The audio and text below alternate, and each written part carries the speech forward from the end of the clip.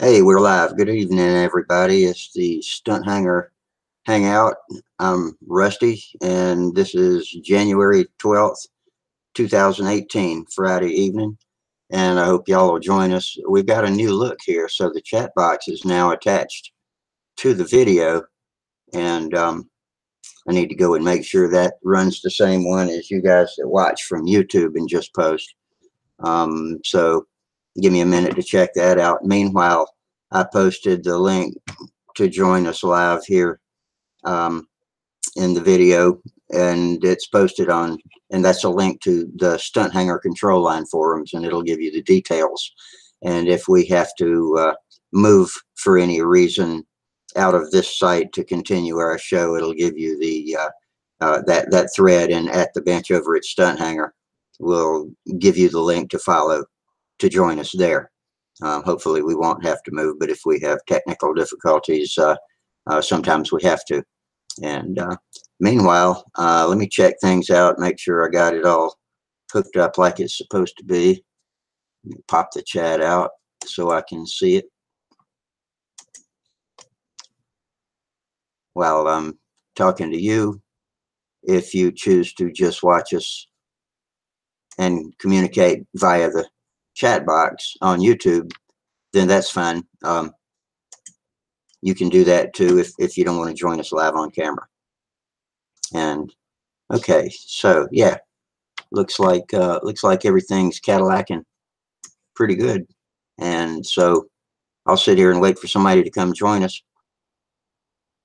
And meanwhile, pop out the chat box. Okay.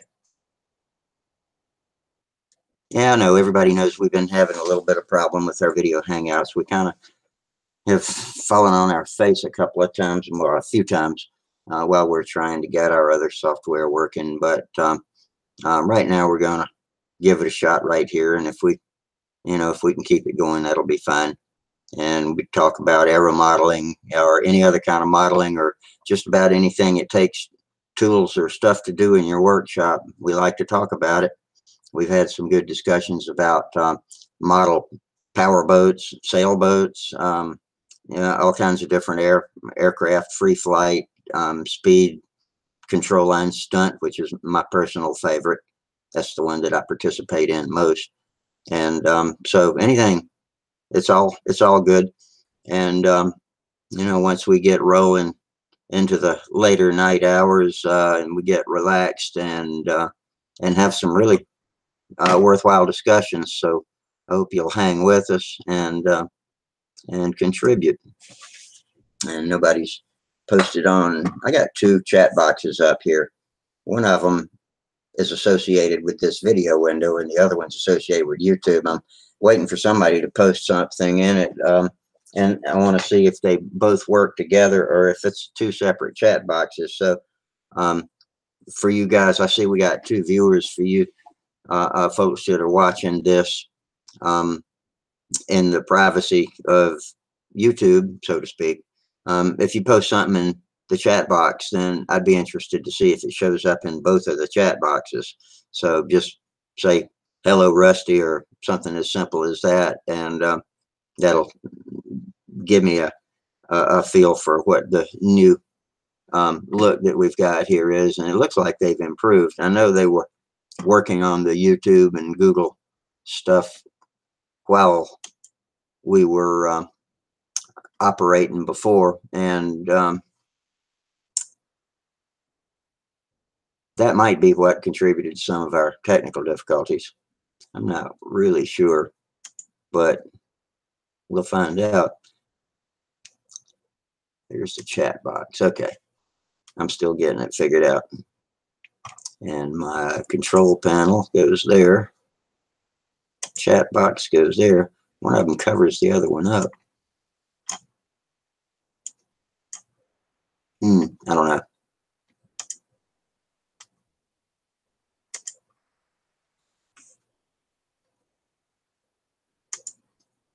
Okay, both chats are open. Ron Hass. Hey, Ron, how you doing? Okay, you showed up on the YouTube chat, so it is two separate chat boxes. I guess the other one is just for us guys that are in the video side chatting with each other. So I'm going to cover one of them up and go back and forth so I can have my control panel on. So how's it going, Ron? What you been doing for fun? I see you noticed me blinking in and out one night earlier this week. Might have been last night or the night before. I was trying to run tests and didn't realize I had StuntHangar set to public. I thought it was private, and I ended up sending notifications out all over to everybody, and people were jumping in, and all I was doing was running tests to see if I could get the software working right. Confusing for everybody. Sorry about that, but yeah, staying warm. Actually, it is warm here. We were freezing our asses off for the last few weeks, and all of a sudden we've got rain and 70s. It was 70 degrees a day, and it is saturated, 100% humidity, and everything is soaking wet outside. The carport floor, the steps, the porch floor, everything. And if you open the back door to the house, it starts creeping in. You can see the kitchen floor starting to get wet. So I think it's going to blow out and get cold again. It's supposed to blow out tonight. That'll be okay with me, because I want to do some things outdoors tomorrow. Gotta me and my wife got to get her car running. It needs a new battery, so that's our mission for tomorrow, is to go out and get it jump started and find somebody that'll check the charging system and put a new battery in for us. I'm thinking AutoZone will probably do that, or maybe Napa would do a better job, probably for another $50. But I like the old days when I would buy a cheap battery that had a 4-year guarantee on it, but it would die in 2 years, and I would take it down to Western Auto and pay $20 for a replacement every 2 years. It was the prorated price, and so that worked good for me. But now you don't get a new battery and get out of there for less than 150, 180 bucks.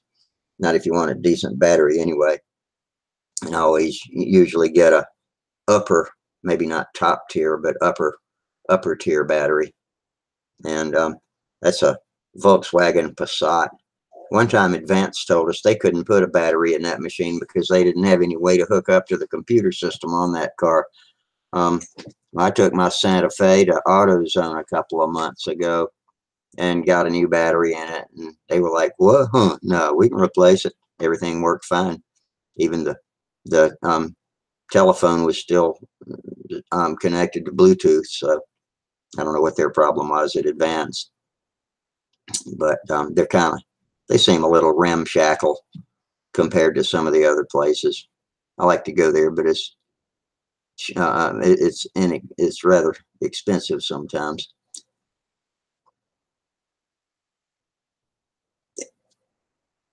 Heat is what? Hard on batteries? Yeah. Heat in Florida is hard on batteries. Yeah. It is here too. In fact, Columbia's motto is famously hot, which is kind of a dumb motto, but that's that's my town. So it hangs out around 100 degrees for 2 or 3 months in the summertime, and then in the winter it's moderate. We don't get ice cold a lot. We had a couple of weeks, like I said, about 3 weeks down in the 20s and at or under freezing in the daytime, and that's about it for our winter. In February it'll probably happen again for a week or so, and then once March, April, May, it's moderate again. But yeah, the heat cooks it. That's when you turn the air conditioner on. Anytime you got to run a lot of accessories. So yeah, I guess I looked at the sticker on this one, and we got it in July of 2014. I think that's about the limit. 3-4 years is about the limit on a battery now, and I don't remember where I bought it either. I'm thinking it might have been Advanced Auto, but now maybe that's the one that couldn't do it because of the computer hell. I don't remember now. But anyway, that's my mission for tomorrow, and I'm babbling. We got 6 viewers watching me babble, and maybe somebody will come join us live. We've been jumping around between this Google Hangout and some other places, and everybody might be getting lost. I don't know. I hope we hadn't lost too many viewers that way. I like this YouTube / Google Hangout because we get good reruns, and I think 90% of our viewers watch the reruns, and I like for them to be able to come watch us at a later time after we've already finished and closed up shop for the night. It's permanently archived on Sparky's StuntHangar channel, and that's part of the problem we've been having. Ron been rebuilding 3 Rossi 40s. Well, yeah, I love working on engines too, and I hadn't done it that much since I've been into stunt because the cheap engines I use, like OS, I guess that's considered cheap compared to the stuff the experts fly. They're so dependable; they never really need any work. But all of my life, I was a half-8 Cox engine guy, and you gotta test run them in the shop and fool with them and take them apart and clean them and put them back together and do all that if you want to keep them running. And then they run on the bench and you bolt it to a plane and take it out the next day and it won't crank up for shit. But a Rossi is a serious engine. That's an Italian engine, right? I've watched our club's David Smith fly speed plane with a Rossi, or actually he flies, I think he was flying a carrier plane with one, but man, those suckers haul ass. And I learned one lesson quick. I will never crank one. He doesn't use mufflers. I will never crank one again without earplugs or headphones on, because that thing just blasted me and taught me a lesson. They make a lot of noise, and I like noise, don't get me wrong, but I like to be protected from it now. In my old age, I'm starting to get tinnitus, ringing crickets in my ears, and that's probably partly from playing too much with open exhaust model airplane engines, and partly from too much loud rock and roll music without earplugs too.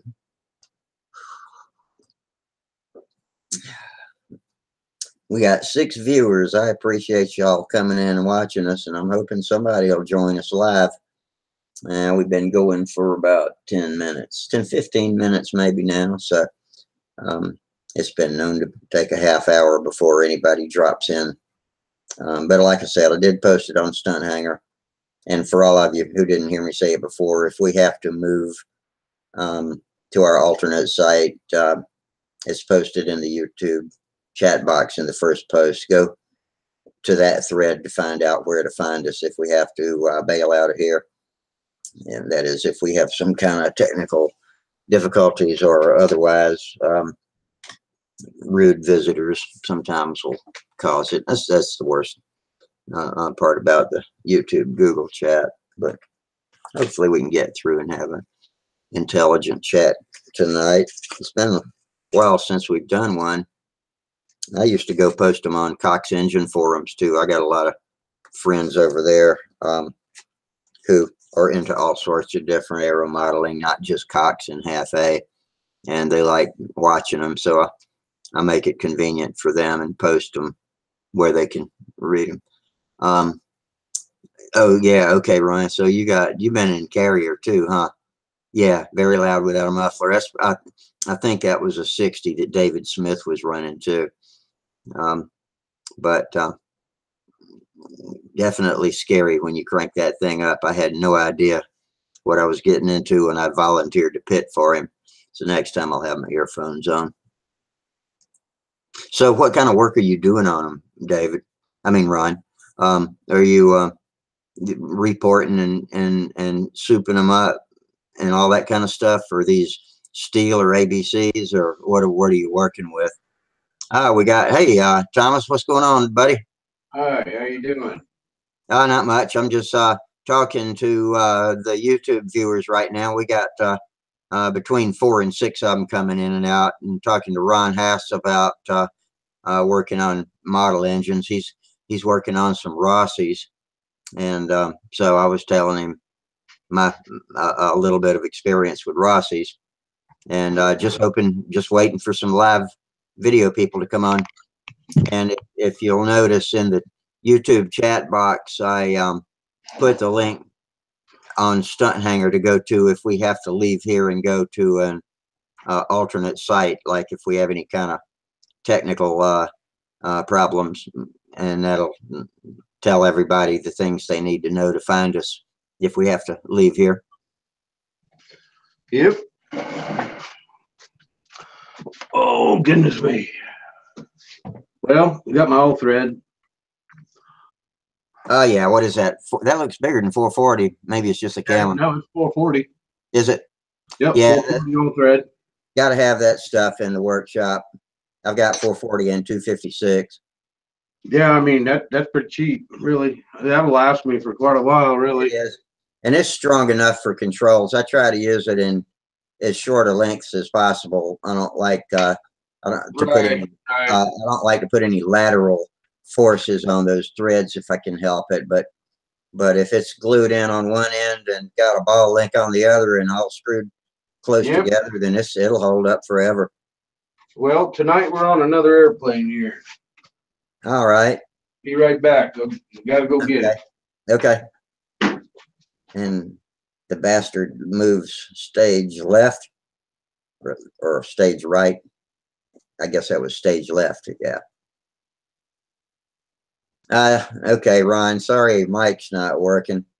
Are you on a regular computer or are you on a cell phone or a tablet, or what are you using to listen to us with?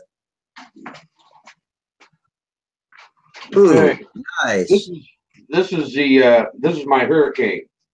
Ah, that's a beauty. That's when I talk. Yeah, well, thank you. What was it? It's kind of funny. There's a little joke about the word beautiful, right? And you had to say it. Is Bob Hunt took a picture of it 2016 and put in there Tom Creasy with his beautiful Hurricane. So my buddies are giving me, they always say, "Oh, your plane's beautiful."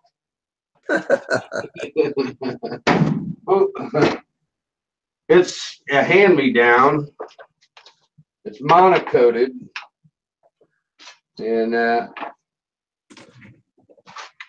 it's got to me, I think it's a design flaw in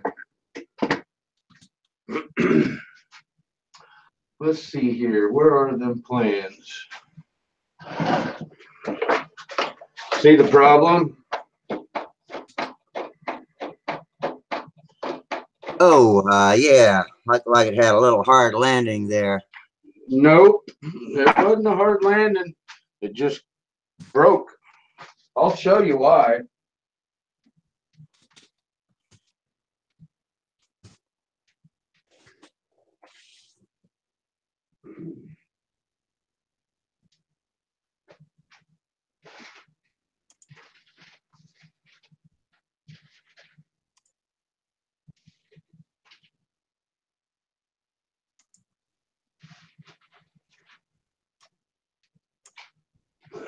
Well, let's see here.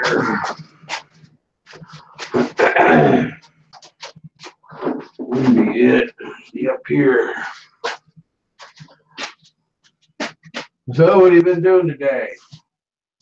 Oh, well, today was dialysis day, so that and the recovery from that took up everything from 4 in the morning until about 3:30 this afternoon. And since then, I've been just messing around the house, watching TV with my wife, and fixing myself some supper and that sort of thing. And so this is the highlight of my day right now. Oh, well, I'm glad it's your highlight. I'm glad you're feeling better. Yeah, I'm doing good. I actually I'm getting to where I can comfortably free walk without my cane a little bit once in a while. usually fairly soon, within an hour or two after I take my pain medicine, which I only get every 6 hours. But hell, whatever works, and that tells me that it's healing up okay. Went to see the doc for a follow-up yesterday, and he said everything looks good. Everything's still tight. The bones cracks closed up. So we'll just Good. keep on healing. That's a good report. Yeah, absolutely. Thanks, Ron. Ron concurs. Glad I'm doing better. Yeah, man, it was a tough second half of 2017. I'm hoping 2018 treats me a little bit better. I'm ready to get out and build some planes and fly some planes and win some contests, or hell, I settle for losing some contests.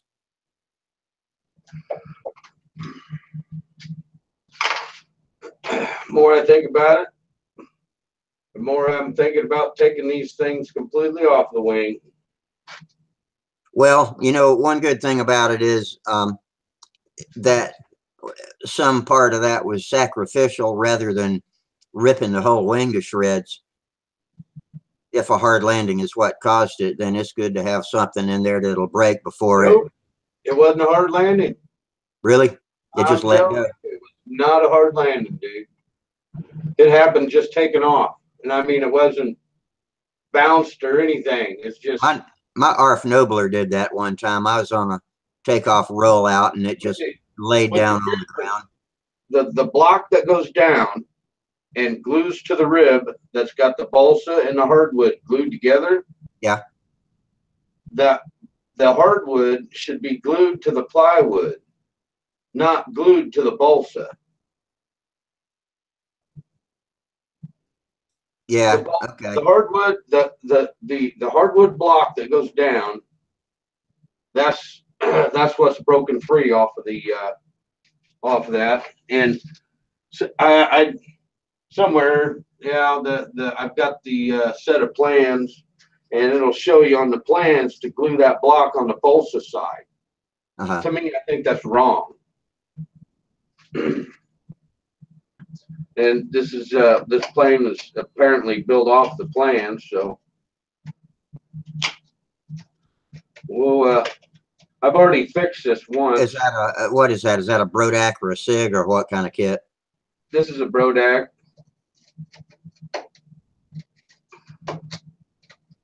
And yeah, it don't have any weight box. It don't have any adjustable lead outs. And I actually wish it wasn't Monaco. There she is. I don't understand not putting those two adjustable components in.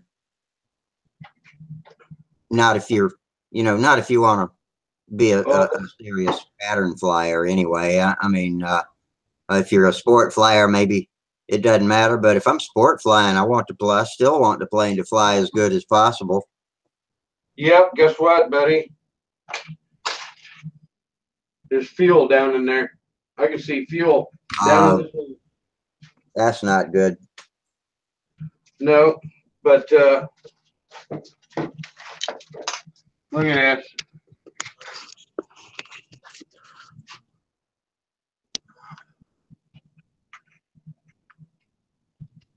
I mean, I don't know if you can see down in there. See the shining, glittering? Oh, it's shiny. I would have guessed it was epoxy, but is it? Yeah, no. Wet?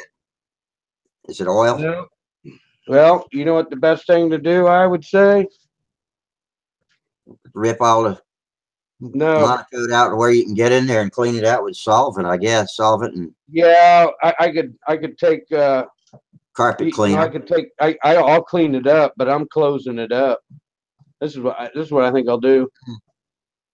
I'll just put a wire gear on it. Yeah, your landings might not be as good, but that'll be a long-term fix. Yeah, and you can bend it back and forth to wherever you want the wheels. I got to say, I know I'm a beginner, but I say one of the things that I got going for me is I always get, I'm above 30s every time I land and take my landings and my takeoffs. That's excellent then. So So yeah. I'm really good at the, you know, I'm pretty confident about them two maneuvers. Hang on, I gotta get up. Come on, get up there. Okay.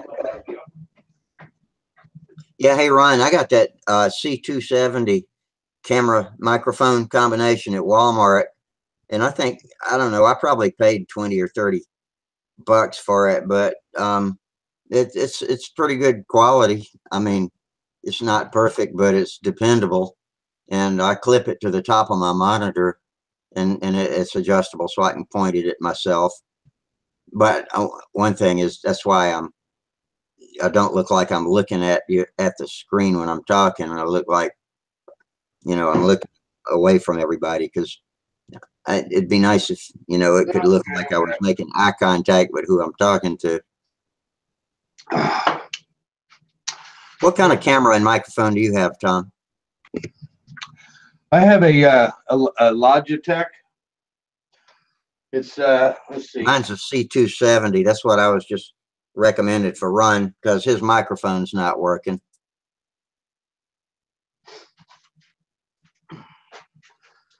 Yep, I think that's what I'm going to do. I'll just convert this. You know how come I can convert it? Because it's my plane and I can. Yeah, well. Yeah, I can do anything I want.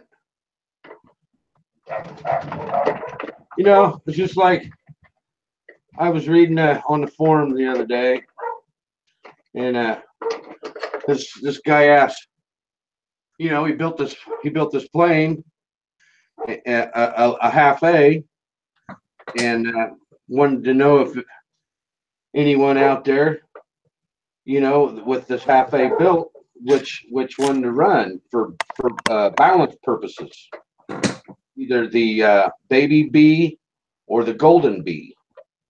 Well, it'll be nose heavier with the longer tank, that 8cc tank. Right, but right. About all the difference. But nowhere does it say on the. It's a baby ringmaster and a biplane, and nowhere does it say. You know, he just asking someone, and I don't know if he hasn't got the answer yet.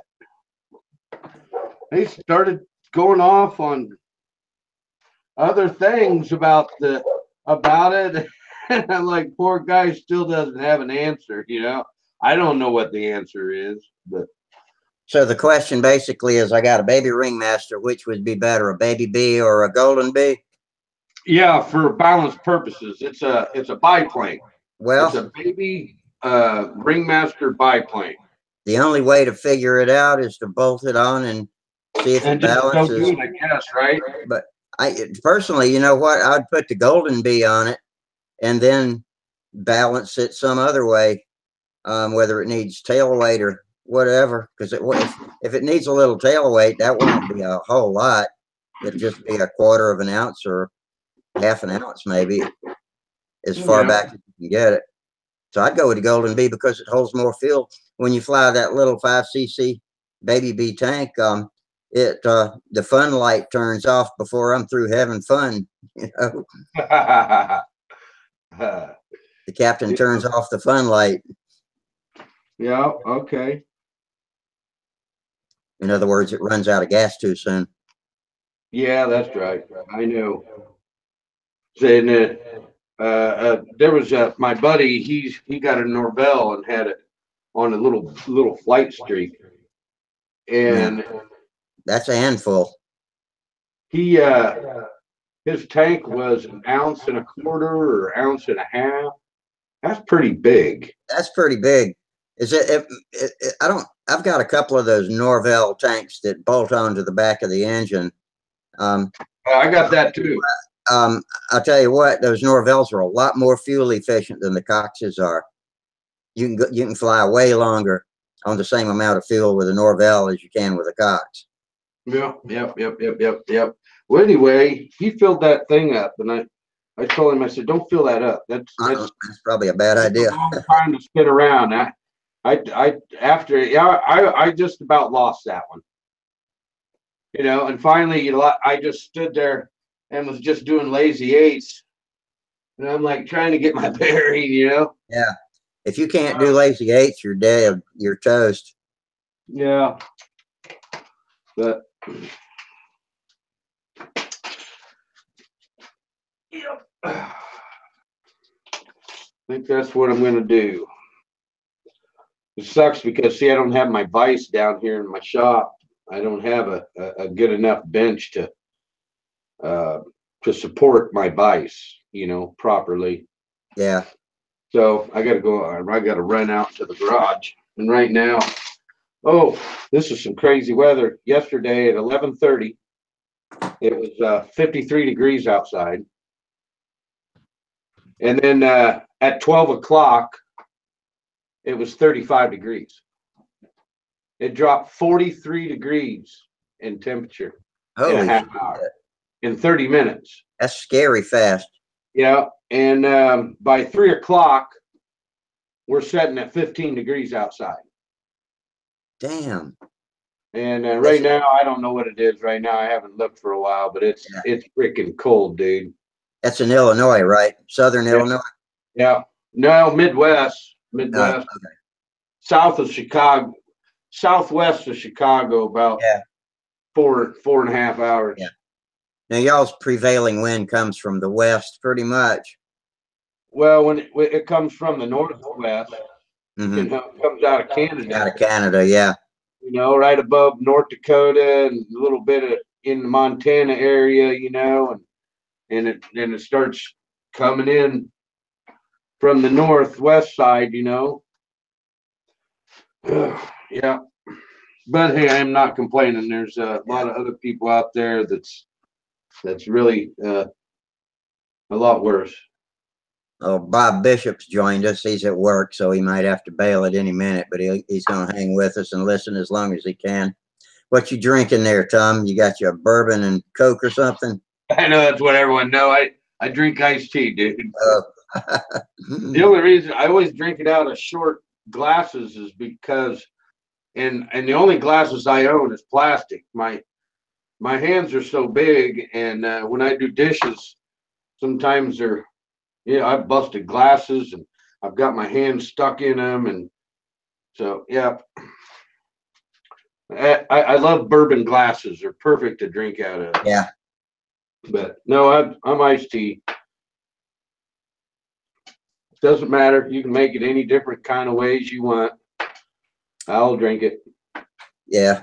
Yeah, I got big hands too, but now that they're all curled up, they're not very useful anymore. Mine are like, sometimes they're like cumbersome, like a bull in a china cabinet, you know? Yeah, me too. I drop stuff all the time.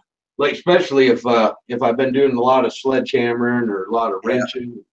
And any little thing I grab, I just crunch.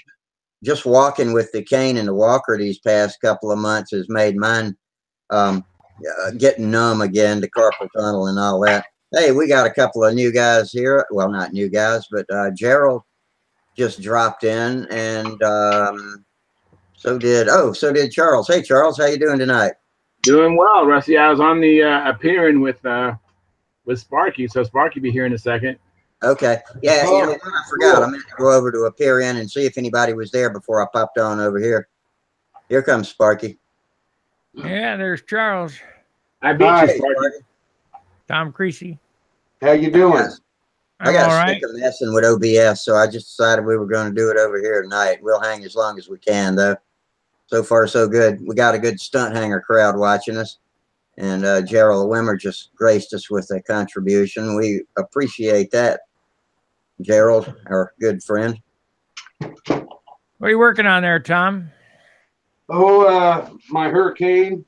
His beautiful Hurricane, as Bob Hunt called it.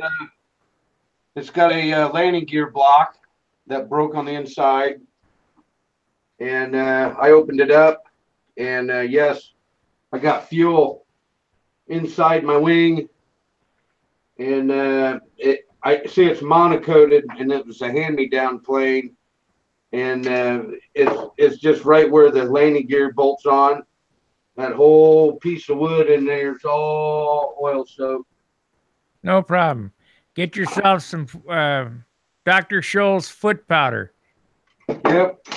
Mix I got up some. some I got some. alcohol and foot powder and make a paste. Put it in there, let it dry, and then vacuum it up. I got some. I got. I don't have any, but I got some Gold Bond foot powder. That'll work. Will it? Oh, yeah. Cool. Cool. Man, I think what I'm going to do is I'm just going to bend me up a wire set like this and put through the fuselage here. Just plug the hole and put a monocoat patch over it. Yeah. You know what else works is K2R, and I like the delivery because it's a spray can. That'll spray work. K2R in there, and then it dries and wicks out all the oil, and then you vacuum it up. Yeah, I was reading on a forum about K2. That'll work. Yeah, K2R. Yeah. But I know you can't get it in California. I know right now my medicine cabinet I got some Gold Bond, so I'm just okay. But you can't get K2R in California. I had to go to Arizona to get it. What? K2R? The K2R all the way to Arizona? Yeah, I went to visit my family during the holidays, my wife's family.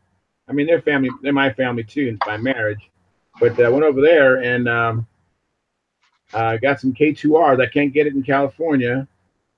I also had Jim Hoffman one time send me some, or bring me some MEK, because I can't get MEK in California. Both those substances they're sucking on, they're trying to get high.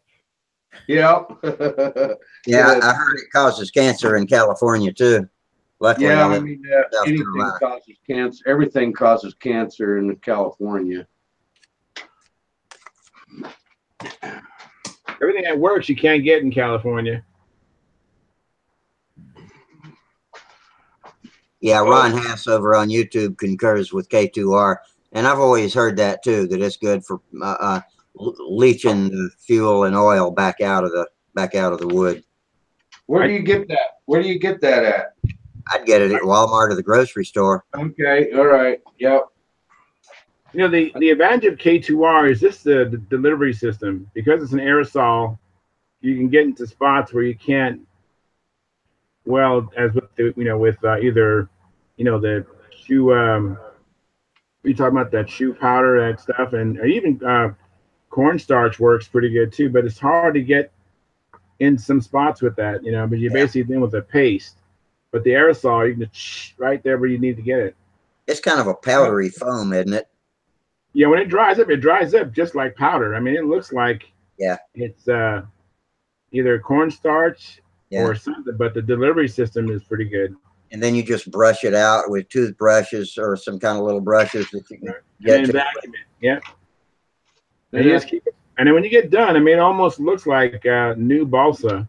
I mean, it wicks out all the oil. Yep, I'm putting that on. I've got to head to town tomorrow, so that's going on my grocery list. You got snow up there yet? Oh, it snowed a little bit off and on today, and that was about it. Right now, it reminds me when you go outside, it's just like a desert outside, but ice cold. The wind blowing and howling and dark all day and cold as hell. The reason I'm still here in Dayton is because we got snowed in, a snowstorm. They got I-70 closed at the Indiana border. Whoa. Yeah, all that storm, we got a part of it, but not as bad as what the rest of the state in Indiana got. But yeah, it's cold. I know. I was just telling them 11:30 it was 53 degrees here, and at 12 o'clock it was 35 degrees. You want to hear something sickening? Charles was flying today. Yeah, in shorts and a t-shirt. Oh man. Oh man. Making us jealous. You suck. You know what? I could suck more if I could show you the video. I don't know how I could show you the video of it. I'd love to show you the video. You do it with screen share. Send it to my email. I'll watch it later. You can do it with screen share, can't you? And pick browse. Hangout, you can do that, can't we? Yeah, for a peer in, I was going to screen share and I got to buy it. Whenever I've tried to screen share something, it's always just a black screen. Uh, I don't know what I do wrong, or I just follow what it tells me to do when I want to screen share. I mean, I can screen share images. It's just video doesn't show up. Usually what I do is I want to screen share something. I get it all ready in another tab first. And then when I'm ready to screen share, then I do it. yeah, that's what I do too. Here's what we got where I'm at here for weather. 20 degrees, snow, feels like 5. It's not as bad as 15 below. One morning I went to work, it was 15 degrees below zero. Yeah, I woke up last week at about 6:30 in the morning and looked at my temperature outside, and it was 15 below. Bob Bishop says they're supposed to get snow and ice tomorrow morning in Reading, Pennsylvania. Ugh. Oh. Snow and ice. Oh, right now I got 13 degrees at 2 below wind chill. I think we're about 70 with 100% humidity. Yeah, a high of 17 degrees for tomorrow. It's so humid, the water creeps underneath the doors and wets the floor on the porch. Rusty, global warming is coming your way. Oh no, I better get ready. Damn. Yeah. I wish they'd turn on some of that global warming. Yeah, well, they say that's what causes the cold that we have. I don't know. Yeah, well, if I mean, my sister lives in Seattle, and it used to never snow there, and now it snows every winter. And I was wondering if the water is getting colder out there in the Pacific underneath where they say that the Arctic ice is melting, and so it's making the Pacific colder. Did you guys see Tucker Carlson announce that UFOs are real? No. I've seen a UFO. I have footage of UFO in Afghanistan, secret footage. I haven't posted it yet. I'm working on a video. This flying saucer flies over a village, and it kind of hovers there, and you see the soldiers standing behind their Jeep, and it shoots a laser beam down, and everything blows up. They're ours. We've had that shit. I've tried to explain this. Oh, I saw that. I saw that video. I tried to explain this to people. The SR-71 Blackbird was designed released in 1953, and it's still to date the fastest airplane out there. Right. Nothing can beat it. Okay, so if the SR-71 in 53 is still the fastest, and this is 2017, that's 50, 60, 64 years difference. How far ahead? I mean, what do we really have? Did you see all those? Did you see all those drones that they're about this big? They dumped them out of the back of an airplane. Yeah, and they hit you in the head and kill you. I didn't see that part. I thought the ones I saw had grenades or something on them. They have shape charges on them, and they're artificial intelligence. They don't blow shit up. They just go in and go after the soldier, and you can't swat them down, and you can't stop them. Supposedly, we could stop them. I mean, I have a pretty good idea how to stop them. Fish nets, big old fish net. Throw them over. You know how they got them. They got the drones out now for the police have, and it shoots a great big net down, and it's for taking drones down. Yeah, it's a drone that shoots out a great big net. Tries to capture a drone.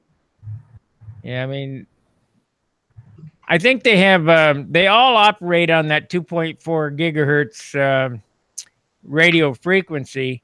I think they have jammers now that can jam that 2.4 frequency radio signal, and they just kind of drop go spastic and Yep, fall out of the sky.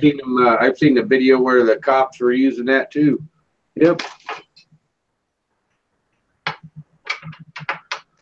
Well, shucks. What's the matter, Tom? Well, I might have to wait till tomorrow because, man, I don't want to go out my garage right now. It's dark and cold, and I'd be out there for a minute trying to make up new landing gear. So I'm going to have to think and go on to another project. Our weather reporter in New Zealand, Gerald, reports 88 degrees. Oh, that's in his kitchen. What is it? Outside. But they're coming into summer right now anyway. They're opposite us with the seasons. What happened to Charles? Oh, I'm here. I'm just I don't know. There he comes. I'm trying to get this video set up. Oh, man. So you see, if I have it playing, then I can do a screen share. So I'm waiting until I start to fly. Right now, I'm getting ready to start the plane. And my friend's holding the plane right now. Yeah, Rusty, I don't know if you can see. That's what I was talking about the other night. And Charles? Yeah. You see all Oh, that? your weight box. Yeah, that weight box. You see how much weight I got behind there? Yeah, That's amazing. that's a hell of a lot of tail weight. Yeah. That is a hell of a lot. 6/4 ounces. That's a lot of tail weight. That's unbelievable. Well, the right way to do it would be to take 3 ounces off the nose. Yeah, that's right. The only thing I got on I don't have anything heavy on the nose, but just my power plant. I've got it set back as far as I can in the mount. What engine is it? It's an LA 46. It had a 40 on it. I put a 46 on it, and it was lighter yet, Yeah, it's probably the same block, just bored Yeah. out more. Yep. The 46 is actually lighter than the 40. Yeah, Yeah. that's because it's got more metal bored out to fit the liner. It's just real. I think the tail. I don't know. You guys were saying something about the length of the wing and the percentage of the stabilizer. Yeah, Should what be about it? 25%. Is that what it should be? 27%, 28% is where they normally are. Yeah. They've gotten bigger and bigger over the years. It should be half the distance. Measure half the distance of the inboard wing, or measure the inboard wing.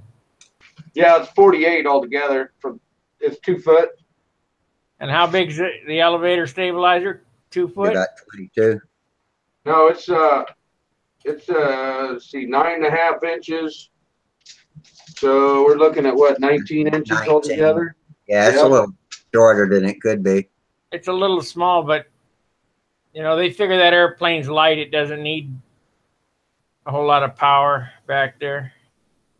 No. Yeah. So I have this video playing, but I can't. It's all black. Why is that? Oh, are you using Google Chrome? Yes. What are you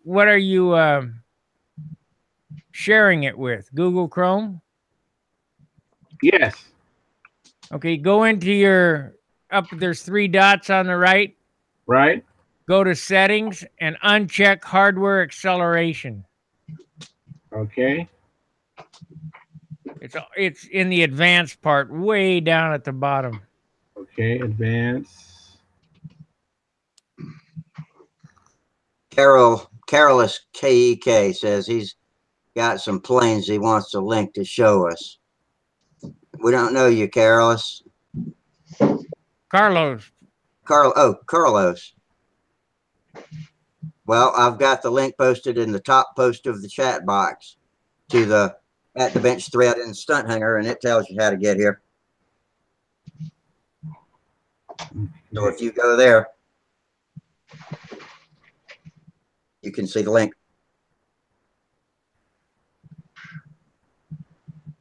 Okay. Here's the advance.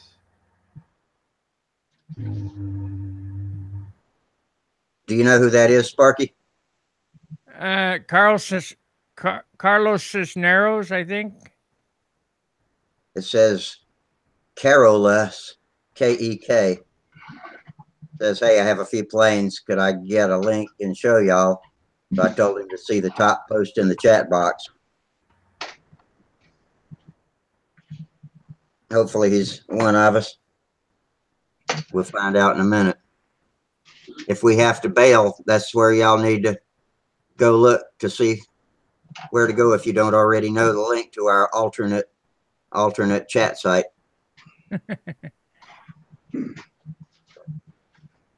Sparky, I just got sick of messing with OBS. I thought I was almost there, but it ain't working for me. So I just decided to do it here tonight. It's all right. Whatever. Yeah, take a chance.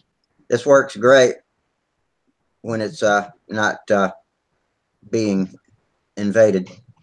Well, all you have to do is be quick on the button. So he's sharing now. Let's see here. You guys see the video? No. That's Charles sharing. No, I can't. I see black, Charles. Yeah, I did the acceleration. Do I need to relaunch the Google browser? When you look at when you minimize this and look at your screen, do you see the video you want to share with us? Yeah, I see it. And then when you pick chat, you pick use a browser or something. Let me see what does it say to do. It says, yeah, and you've got application window chosen in your share box. Right. And then down at the bottom, click share. And it should show us what you got. Let me see if I can share this with you.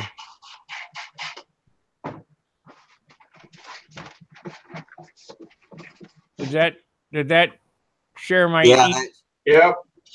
Yeah, that showed something. Oh, hey, wait, back up a minute. The bank account number. Let me get that real quick. Yeah. Let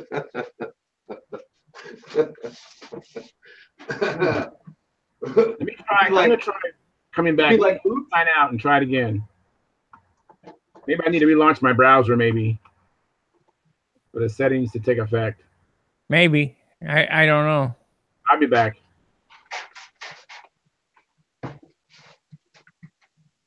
Let me see if I can. Let me find a video and see if I can share the video. Interview, I think. Recording. I bet you. Now you're gonna have. Now I'm gonna have to try and see if I can share now.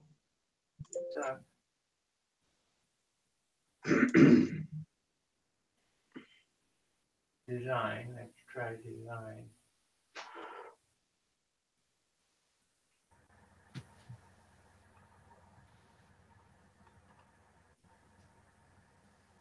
Yeah, that ain't it. Remix. That ain't it.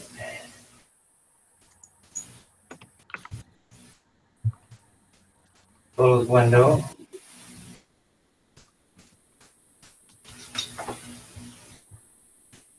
No. Skype recording.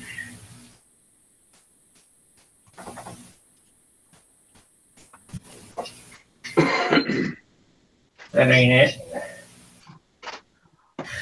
Oh man. Did me maybe. Oh.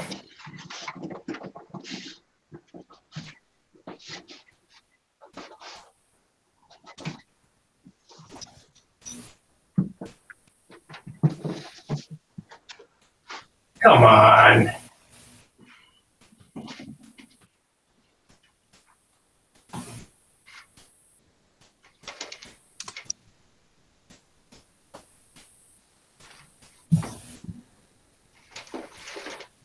Oh, it went down already. Somebody's screen sharing.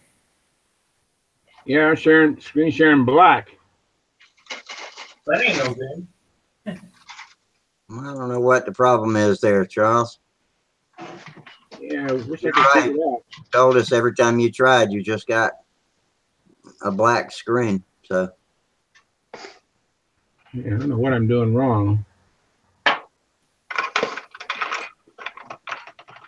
Someone's knocking at the door for StuntHangar.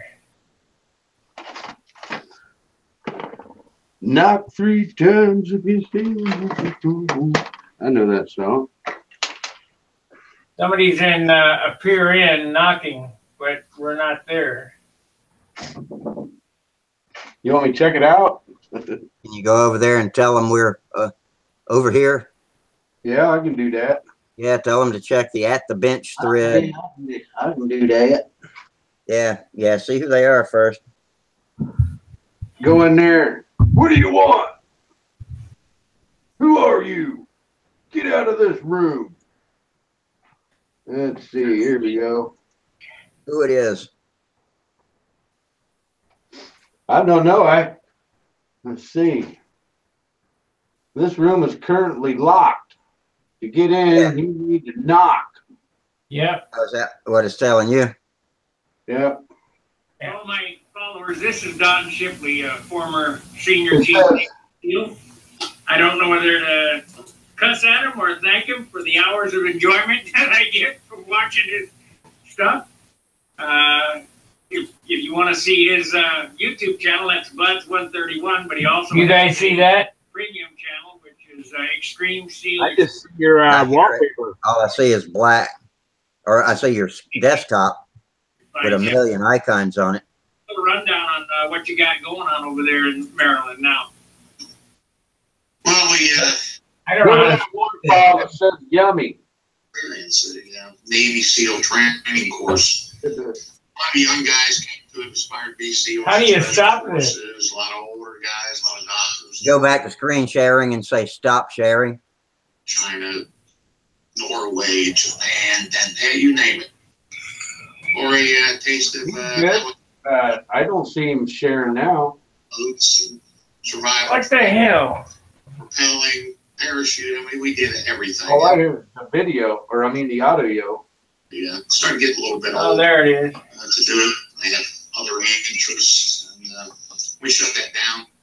Relocated to I stopped Maryland, sharing, but the Eastern Shore. And, we're running a charity up here now. So I have my video website. It's Well, only you can always close your browser and rejoin us.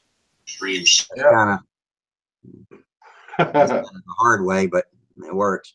Well, what do you think? I got to do a pass job here. Here's my colors I got. I got a blue, got an orange, got a cream. I like got that black. blue. That's a metallic blue. That looks pretty good. To go on that, I mean, I got this blue. It sort of matches this insignia. Yeah, that looks more like a cobalt blue on the computer. Oh, hey, Gerald. I don't know. I don't know if that's metallic or not. You got me curious. I'm gonna have to check it out now. How are you tonight, Gerald? Oh, good, thank you. I sort of come in and we had afternoon tea, and then I noticed StuntHangar was on, and when my wife said, "Oh, go off to the modelling room and join them for a bit," but she's out mowing the lawn, so I feel guilty now. I probably have to go out there and get busy with my chainsaw again. she's mowing the lawn in the middle of the night. No, it's about nearly 5 o'clock in the afternoon here. It's just cooling down nicely. So, yeah, she did part of it before lunch, and then it got too hot, and she came in. But yeah, Have her wash the car too. Riding more, or is she pushing one around? We've got a ride-on mower, but the areas around the immediate house, you can't get to them all with the ride-on mower. So, Did you hear what I said, Gerald? Yeah. My son uses the ride-on mower. He nicks the ride-on mower and uses that, whereas my wife likes the push mower to get some exercise. No, she needs to wash the car too. Oh yeah, she did that the other day, and she vacuumed it. But She's very good. She's very Paint good. the But I house, normally, wash the car.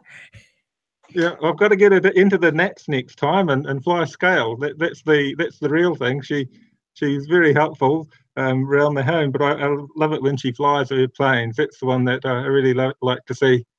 I got her one of those Brodeck Tiger Cats, the twin, with 2 LA-15s.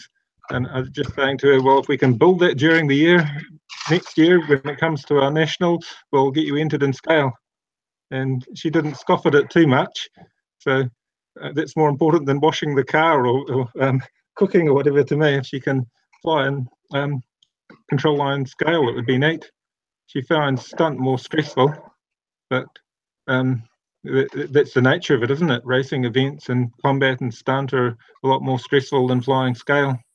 We had a guy on StuntHangar. You weren't. I don't think you were around, and he passed away now. But he was a friend of mine, Frank Carlisle. He built this. You know, he kept asking me building questions and this, that. And he kind of reminds me of Tom, but he built this LA Heat, and this thing he had to get another truck. He had to buy a truck. It was a twin with about a 90-inch wingspan. Just a huge thing. I think Bob Whiteley designed it. He was a character, that guy. 90-inch wingspan. That's huge. Yeah, I remember seeing pictures of it. Yeah, look for Frank Carlisle on the forum, and he'll show you pictures of his LA Heat. Yeah, it was red or orange. Quite a striking color scheme from what I remember. No, it was red, white, and blue. Red, white, and blue. Yeah. Yeah. Yeah, he built that about the time that I was building my Continental XL, and he asked me 1,000 questions. But it turned out pretty nice, you know. He had fun with it, but it's so big you had to buy a truck to tow it. Hey. Yeah, well, he had it on top of his car. The wings were sticking out on top of the car. He was a character. Yeah, we've got a large station wagon, but we ran out of room. I could only fit 3 large models in for our nationals. I got my son's 40 size profile scale in, and my old Brodeck Viking in my stunt scale profile. But that was it. And then we put a few small models in. But the problem is when everybody wants to fly a model, we need a bigger vehicle. I think we'll need to get a big RV at some point. My Suburban might do the job. I have a Saturn View. It's really a good car, and it only holds 2 airplanes. I mean, I can get more in there if I take landing gear off, this, that, and the other. But I really should have bought a van. I should have bought a soccer mom van instead of an SUV. Yeah, the van's one really. Does, but Bob Zambelli pulls up at the field and opens the door on a Alfa Romeo or a Ferrari and starts unloading planes like a clown car. And I don't know how he gets them all in there, but it's plane after plane after plane after plane just comes out of that thing. Yeah, it's bigger on the inside than it is on the outside. There's some designs you've got a lot of space. Yeah. He pulls up, and I think every piece of modeling equipment he owns is in that van. He must. I don't think they ever leave that van. They stay in it all the time. 40 airplanes, 200 engines, it's gallons of fuel. It's unbelievable. Did we ever find out who it was over on the other site that was knocking? No, if they want us, they could find us over here. Yeah. Right, because he wouldn't let me in or and didn't say anything. Yeah, me and Charles, I know, can get in, but you got to be on the list, I think. Or if I leave it unlocked, but I lock it up because I make sure I lock it every time I leave. Yeah.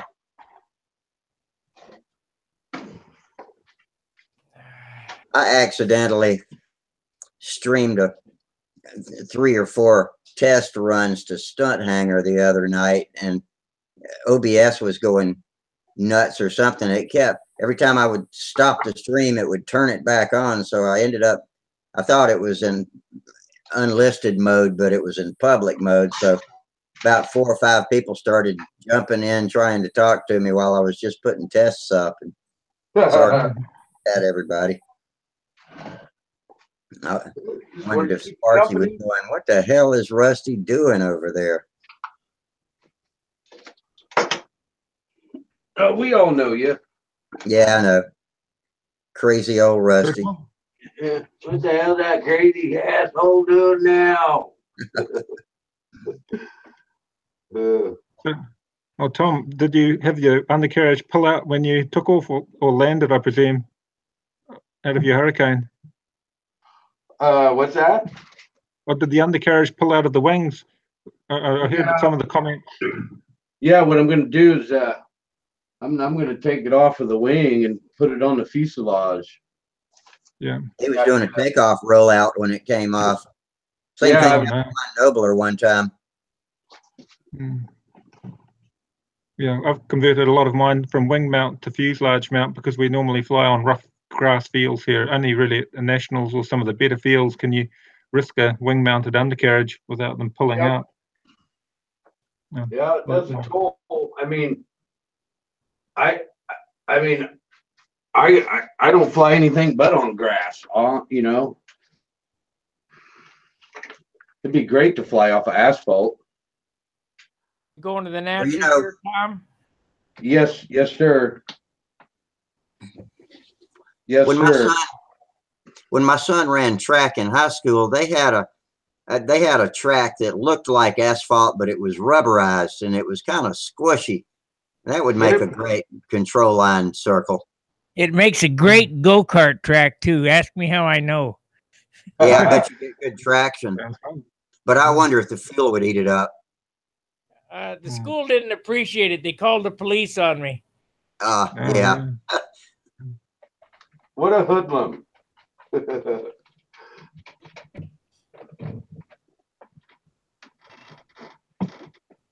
Was that when you were a kid, Sparky? Yeah, about 25. I guess I was a kid. Yeah, probably. Here comes Steve Hines. Oh my God. Hey, Steve. Hi, Steve. We're all here, just like in the old days. What's going on, bud? Not too much. I got a new computer and it let me on. All right. Wow, look at you. Man, you're glowing tonight. Your video looks great. Does it? Yeah, we can see the door. We're not looking at the ceiling. Yeah. I can't see what. Oh, there we go. Yeah. I can even click on me. You can see all the airplanes back there and.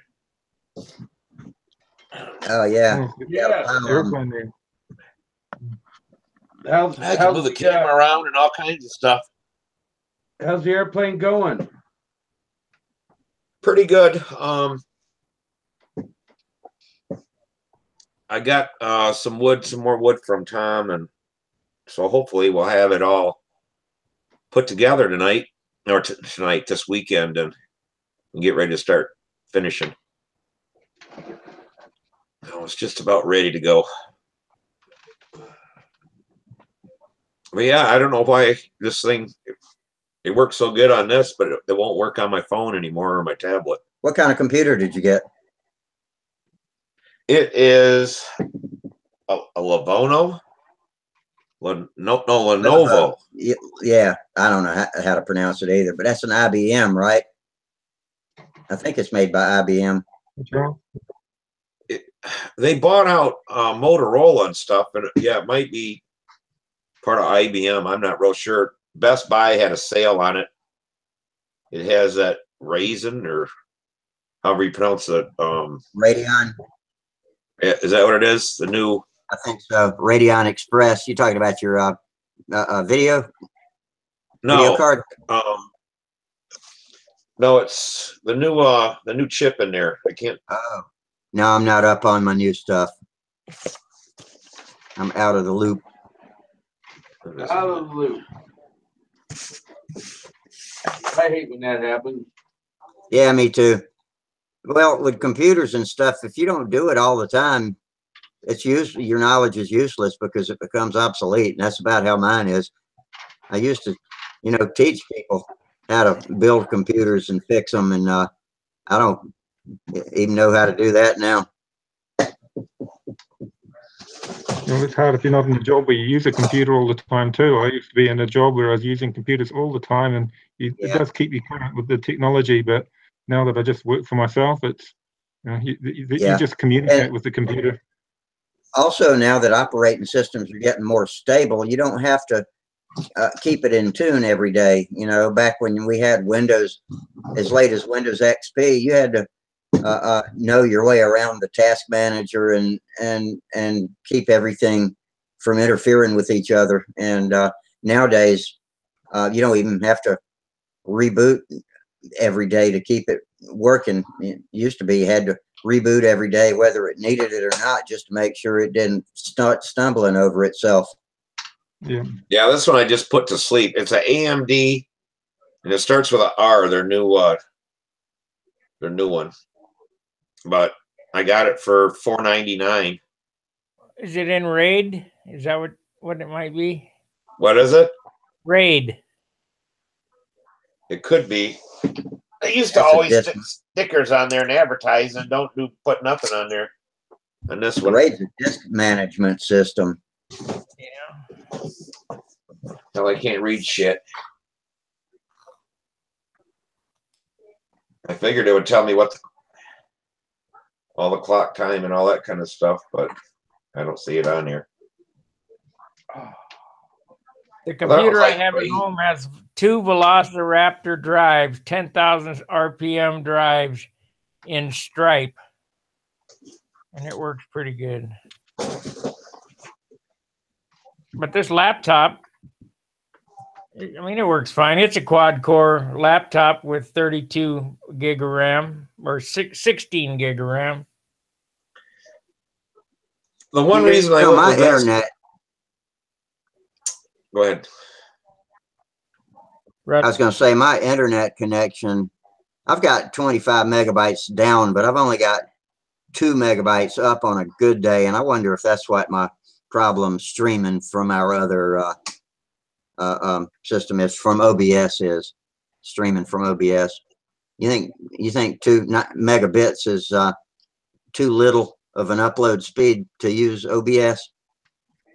Shit, I don't know. What's your I thought you had to have like 12. I know I got UMA for my telephone, and you buy it, and now I've owned it for like 7 or 8 years. I think it cost me like $180, and I hook it into my internet. I got my same old home telephone number, but it needed like 12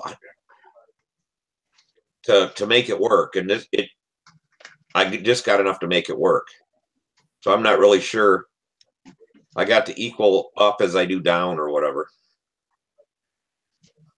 For $200 a month, I ought to be getting a faster upload speed than 2 megabits. Oh, I guess I pay $69. Well, that includes my television too, but still, as I'm looking at what I've got now, I've got Radeon R5 graphics, an AMD A8 6410 APU is my processor, but I don't know how many cores that is. Is it, if I got a dual core or a quad core?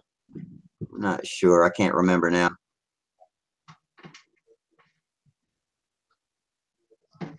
Perfect. Well, this one that came in this thing has its own video card. And talking to them there, they said that the ones that are in the motherboard or whatever that a lot of the computers have. Yeah, they're all built in now. Mine is anyway. Through my VPN, I have 54 down and 54.9 down and 9.4 up. That's through. Okay, that's pretty good upload. It'll go faster without the VPN. Yeah, that's pretty good upload anyway. I think that's probably what the problem on my end is. Who do you got for internet? Time Warner Spectrum. That's what I got. That's who I had, but I need to call them on the phone. See if I can get them to upgrade without charging me anymore. because new customers get incredible speeds. They get 100 down and 50 up or something like that. So Yeah, I don't believe it. yeah, you're probably right about that. If it's cheap today, it won't be in a couple of months. Well, they said there in Chattanooga, Tennessee, the city put in their internet, whatever, paid for it, and they get 100 down and 100 up. Is something the Japanese was trying to sell here. Charles so is in the markets or whatever. What's Charles doing? And they said that's not even the fastest that the Japanese have. But Well, then they've got some pretty good technology. They've got all the latest technology in Japan. We're here in New Zealand, we lag behind everybody else normally. But In the United States, we're throttled back because of antitrust laws. And NSA.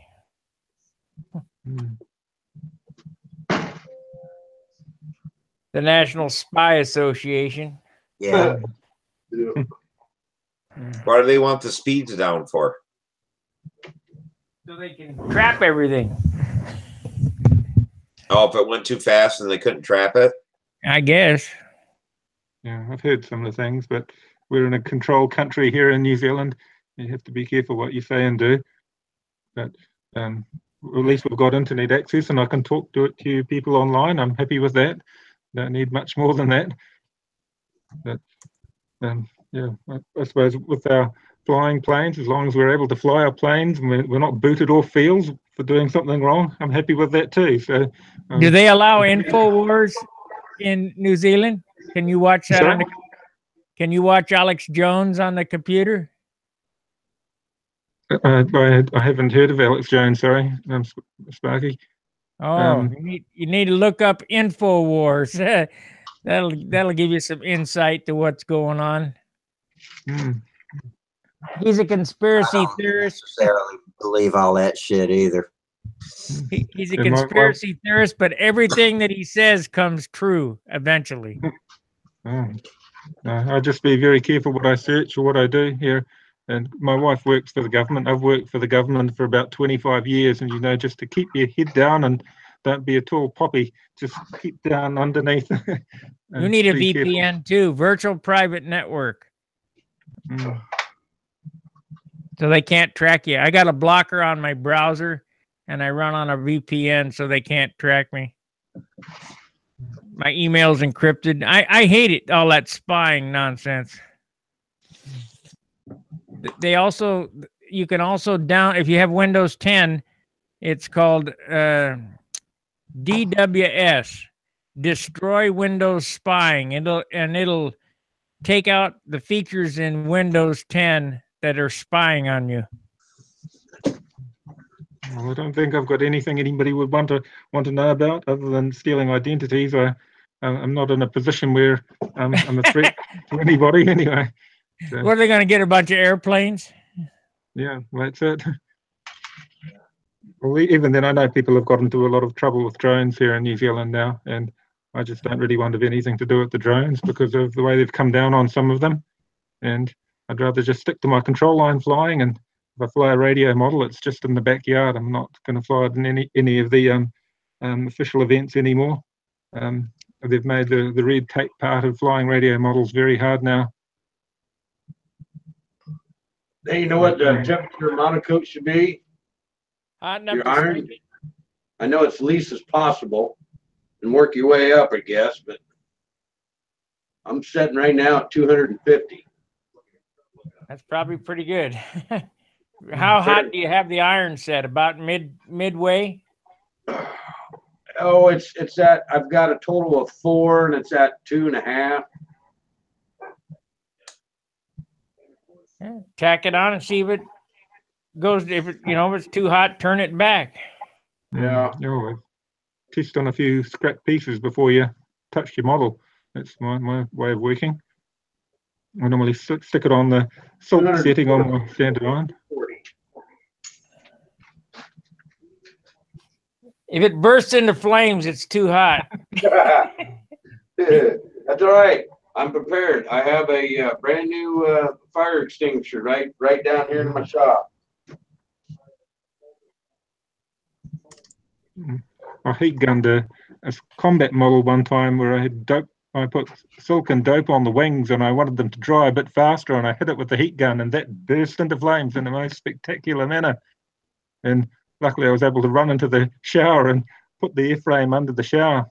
But, yeah, that was a frightening surprise how it just spontaneously combusted. When the dope hit a certain temperature, it just seemed to explode into flames. The dope and heat guns, a dangerous mix.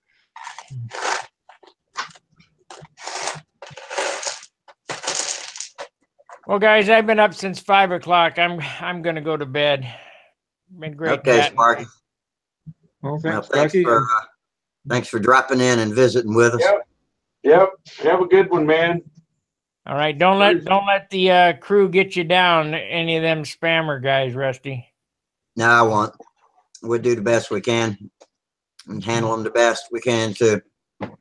Charles is a moderator now too, so he can boot them, I think. Well, yeah, we can double team them. All right. See you guys later. Fair winds, tie See you line. later. See ya. Yep. See ya.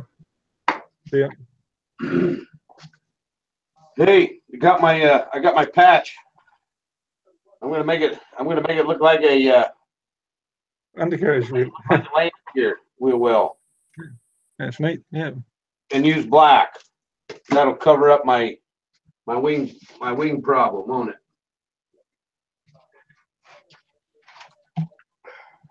Probably gonna have to do some rebalancing when you put those new gear on.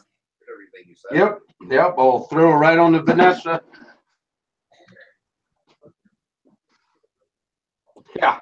No, what it's gonna do is, well, I don't know. We'll take a weight measurement here and see, but we're moving it further away from the center of gravity, Yeah. out front. So, yep, it's probably, You'll be able to handle that pretty easy. yeah. Yep. Oh, I got me some new glue I've never tried before, but it was on sale. We got it off Amazon, and they come with 4 tips, and this brand name of this is called Star Bond. And How thin is it? oh, I wanted to get a thin. Just says thin. I was shopping at Michael's But this and was wanted to get some thin CA, and they don't have thin CA like we think of thin. The thinnest they've got is like 5-second CA. It's still pretty. Oh, well, I don't know. I've never used this brand before, but we'll find out.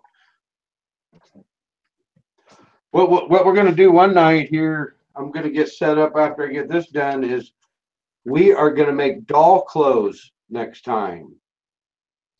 Oh boy. Yes. Tell me you didn't just say doll clothes. Yes. We are going to make a couple pilot jackets for a German. Pilots. 2 Like German G.I. pilots. Joe clothes.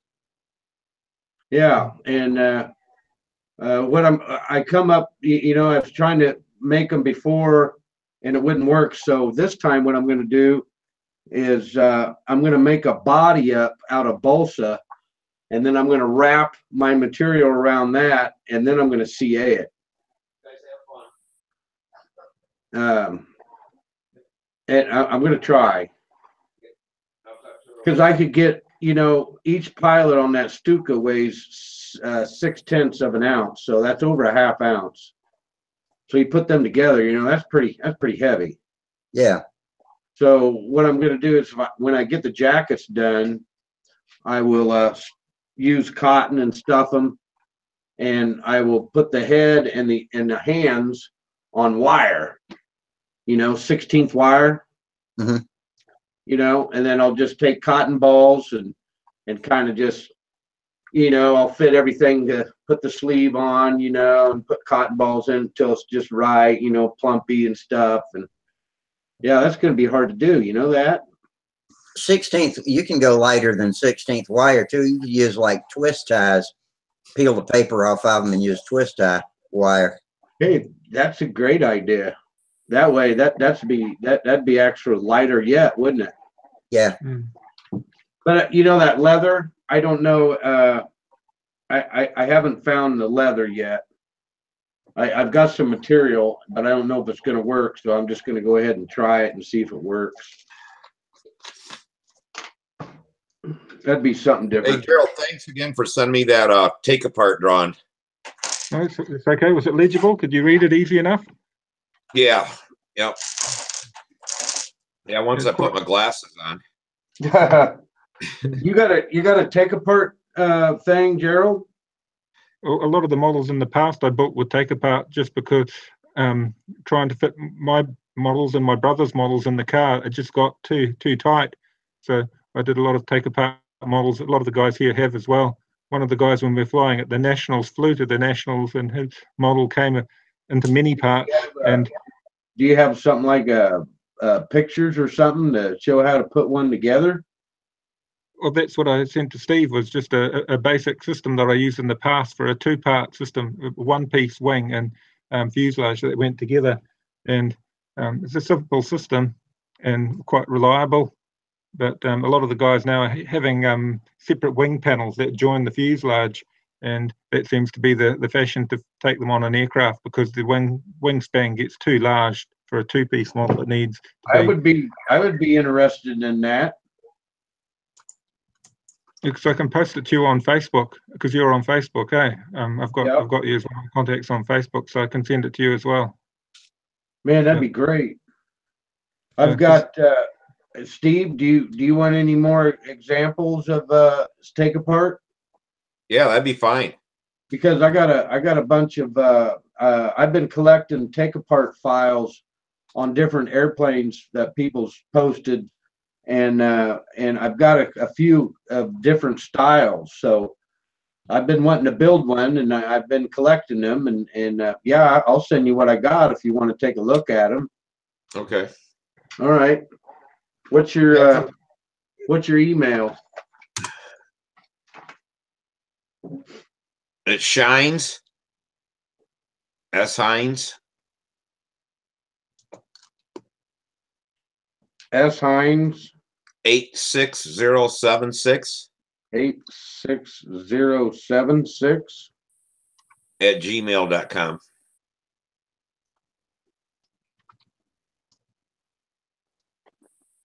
Okay. I've got them on a thumb drive upstairs, and yeah, I'll probably send them to you next day. All right. Yeah, I should be getting this computer working better and stuff. And yeah, like I said, I've got a file that just says take apart. Oh, got okay. a lot of them in there. There's some real dandies too, man. That's wow. I don't know if I would trust him, but yeah, there's some pretty cool ones in there. But yeah, Chris Rudd's doing one for Samantha for the World Championships, but I seen it, but I don't know exactly how it all goes together. I know that you build the fuselage, and then you set up the spars for the wing in these cradles for Bob Hunt's Lost Foam. Then the wing is built to the airplane like that, and then once it's all done, then you can take it apart. These big long spars poke out of the fuselage. Just think of it as this: like if you was to build a regular plane and you put your fuselage on, the built-up fuselage section that you don't see, you know, that's inside the fuselage. Yeah, it'd be just like building something like that, you know, but you're setting it in the fuselage. Yeah.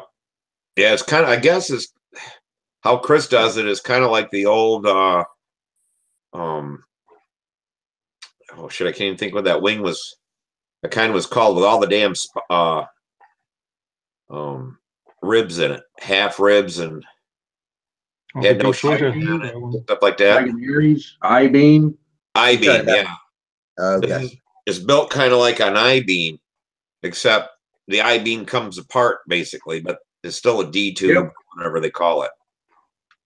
Yeah, it's actually, if you really thought about it, it'd be actually like 3 I-beams. Got inboard, outboard wing, and an I-beam in the fuselage. Yeah. Mm. So, yeah, I'm going to try to get some more pictures on once we get it, you know, how it's done and all that kind of stuff. That one guy from France, Irvin, so I can't remember his last name. He's from France. Boy, I tell you what, he's got some beautiful take apart planes. Well, we always just, you know, the way I did take apart, the wings came off an RC, but there was a tube, a carbon fiber tube that ran through the fuselage into both wings, and then it had pins that it poked on, and then we used a nylon bolt. This is a little short one, and then finger tightened it, and it was like a wing nut nylon bolt, and that snugged it up and kept them on them pins. Oh no, you use on a take apart wing, man. You use 3 440 bolts on each wing, and you're on. Yeah, that's how they're doing them now. Like, you know, like I said, we used to use the tube, and I know that Billy Werwage, he did a tube one, but he's never come out to say how it worked. I don't know if he just quit and didn't keep going with it, but the tube went through there, and then the bell crank actually went in, and it was a bent bell crank. The arms came down and flattened out, and the lines hooked on it. And I forget how the push rod worked, but they had a setup in there for the push rod, but that was kind of Bob Hunt and his design because of how they used to use, you know, the RC aircraft.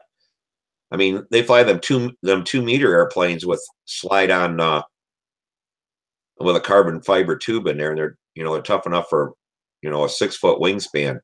Them guys do all kinds of crazy shit with them. Yeah. But it's the tail section that, to me, that's going to be the hard part. Because that tail section's got to come apart and go back on. Yeah, I had a stiletto. It was an oversized stiletto with a Super Tiger 60 on it. And it had a removable tail. Which you could get, you know, I'm to, you know, Bob, you know, Paul Walker maybe, or someone like that might be able to help you, you know, come up with something. Yeah. Oh yeah, just for the record, I thought, you know, you guys were together building, and this one guy commented that you know, how come Chris was helping Samantha and you out. I thought that was bad form. Well, there's no builder of the model rule. I just drop it. It's you guys are all as the model rule. You know, you're a team. You working together. I thought it was great that Chris offered and doing this. I think it's awesome. No, I'm going to pay him. You guys work together and everything as a team, you know? Yeah, it'll cost me a few $1,000s for this airplane. Oh, well, yeah, all the traveling and. No, just for the price of building the airplane. Oh my goodness. Yeah, it's not going to be a cheap deal. People are using these fancy models out of the Ukraine and the Soviet Union, and a lot of those are thousands of dollars invested into them. And it's not builder of the model rule goes out the window when people are turning up with state-of-the-art models you've just paid for. So if you can build it as a team, well, you know, at least it gives you some advantage back from people that are just checkbook modeling, you know, where they're just buying the latest thing. But I have to say, well, we're going to donate it once it's done, after she's done with it.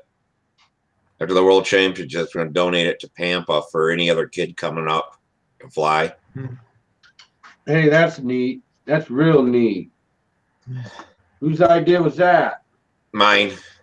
Well, you're a hell of a guy. That's real cool. That's really cool, man. She can't use it for anything else. She won't ever go to another World Championship, probably.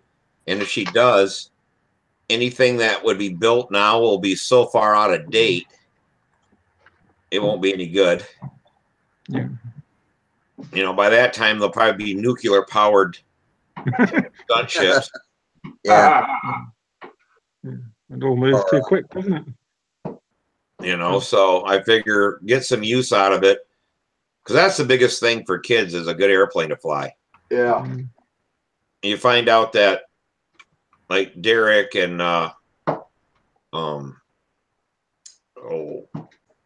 Brett Buck, all their dads flew. So they knew how to build. They knew, you know, they had the ends on wood and engines and all this kind of stuff. It was passed down to them. So the kids always, you know, David Fitzgerald, his dad was a hell of a flyer and stuff.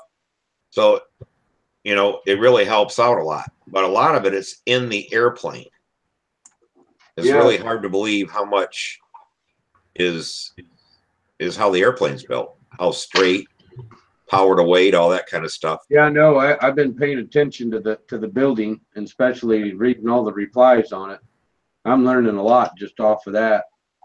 Well, we started talking about horizontal stabilizers. You know, last week, the leading edge of them. I never knew anything about that. Now I do. You know, it's like this last airplane we built for the Samantha for the Nats. It was the straightest. It flew the best off the bench, but it was heavy. I never could get really light wood. You know, it's 4 to 6 pounds. It always came out, was always like close to 6 pounds. Well, it leaves nothing then for finishing. You know, we just built another one of these electric vectors and took it to Florida there and stuff. That damn thing really, I mean, she can really fly the shit out of it because it's light and it's built so damn straight. These new ones from Brodak, man, these are hell of ARFs. The new ones from Brodak, what? I said the new ones from Brodak are some hell of ARFs. The new Vector. But they're good? Oh, yeah. Yeah, they're so straight and light. Oh. Yeah, my buddy just got he bought some ARCs off of Randy Smith Vector 40s, and he just received them, and I saw them. Man, are they nice? Yeah. Yeah, they're nice.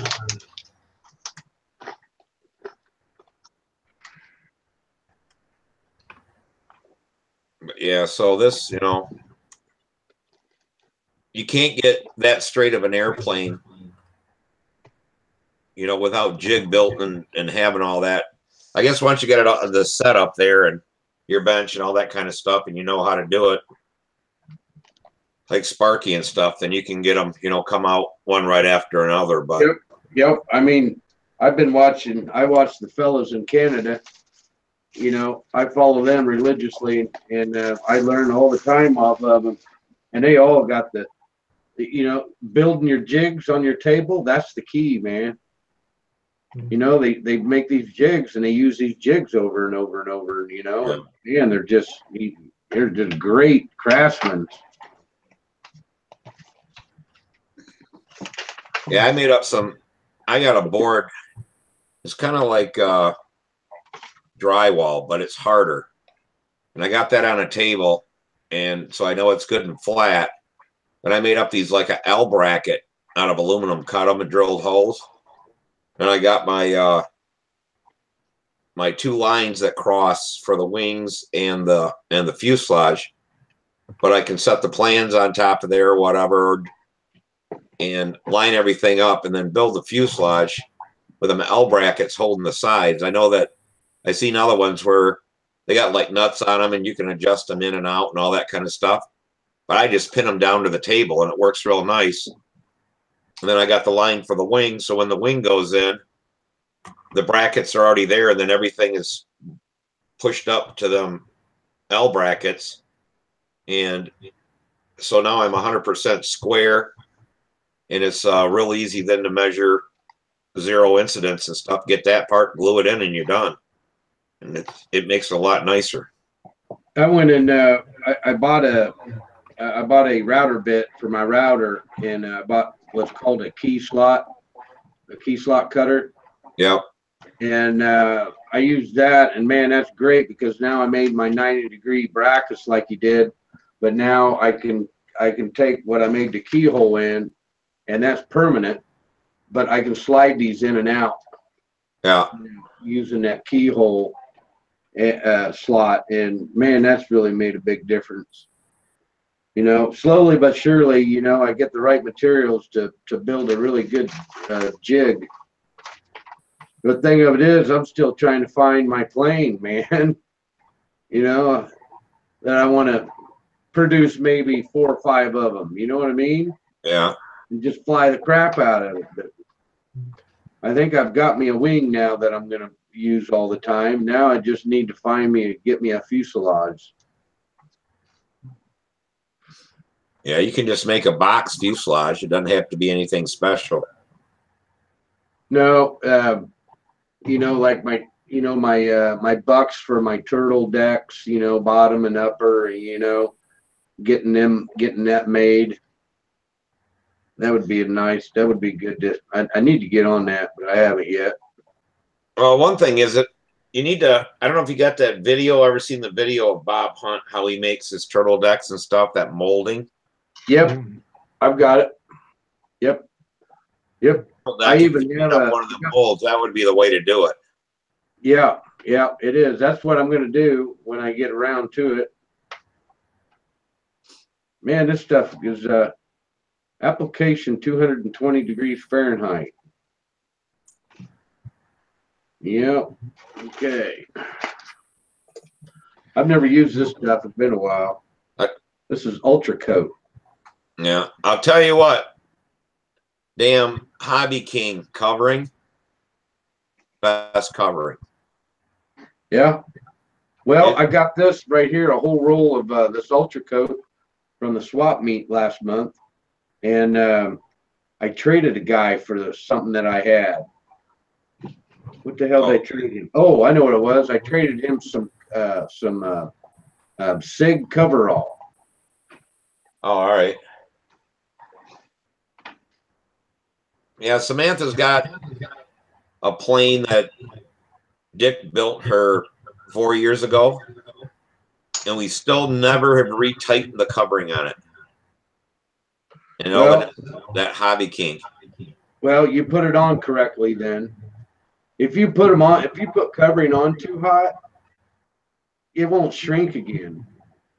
Or the sun, the tarmac will make it wrinkle. Or else when you put it on there, and you start seeing bubbles come up underneath it, it's gassing off. It's too hot.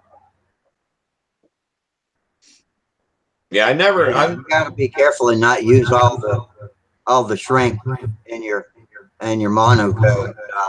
Yep. If you like you said, if you put it on too hot, you'll use all the shrink up, and you can't adjust it anymore. Yeah, after that. I try to put it on, I'm stretching it as I put it on, you know, and I kind of do all the way around the edges, not the base, you know, and then it comes out pretty good. But I agree with you. There's a limit to the shrink.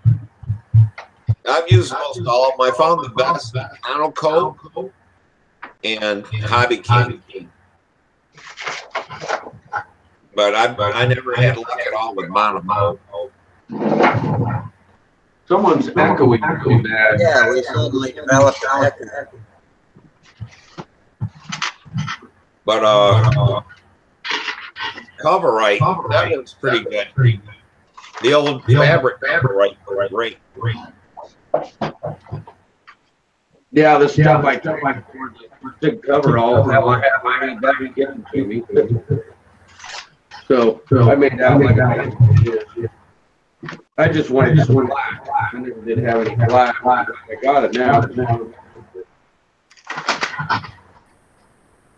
Anybody use this Rhodex covering? This Rhodex covering?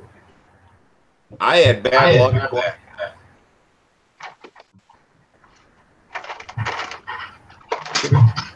It would. Sorry, Our audio. we're all echoing. Boy, it sounds weird. Yeah, we got a reverb going on. What's up with that?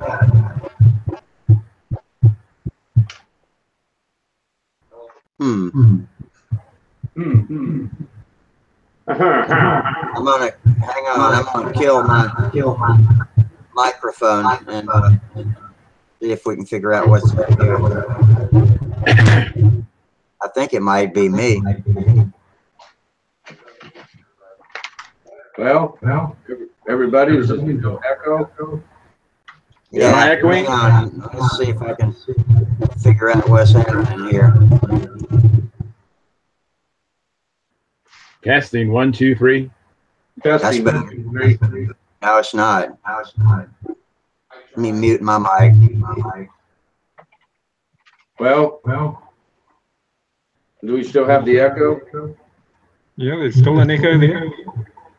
Let me mute mine. See what happens.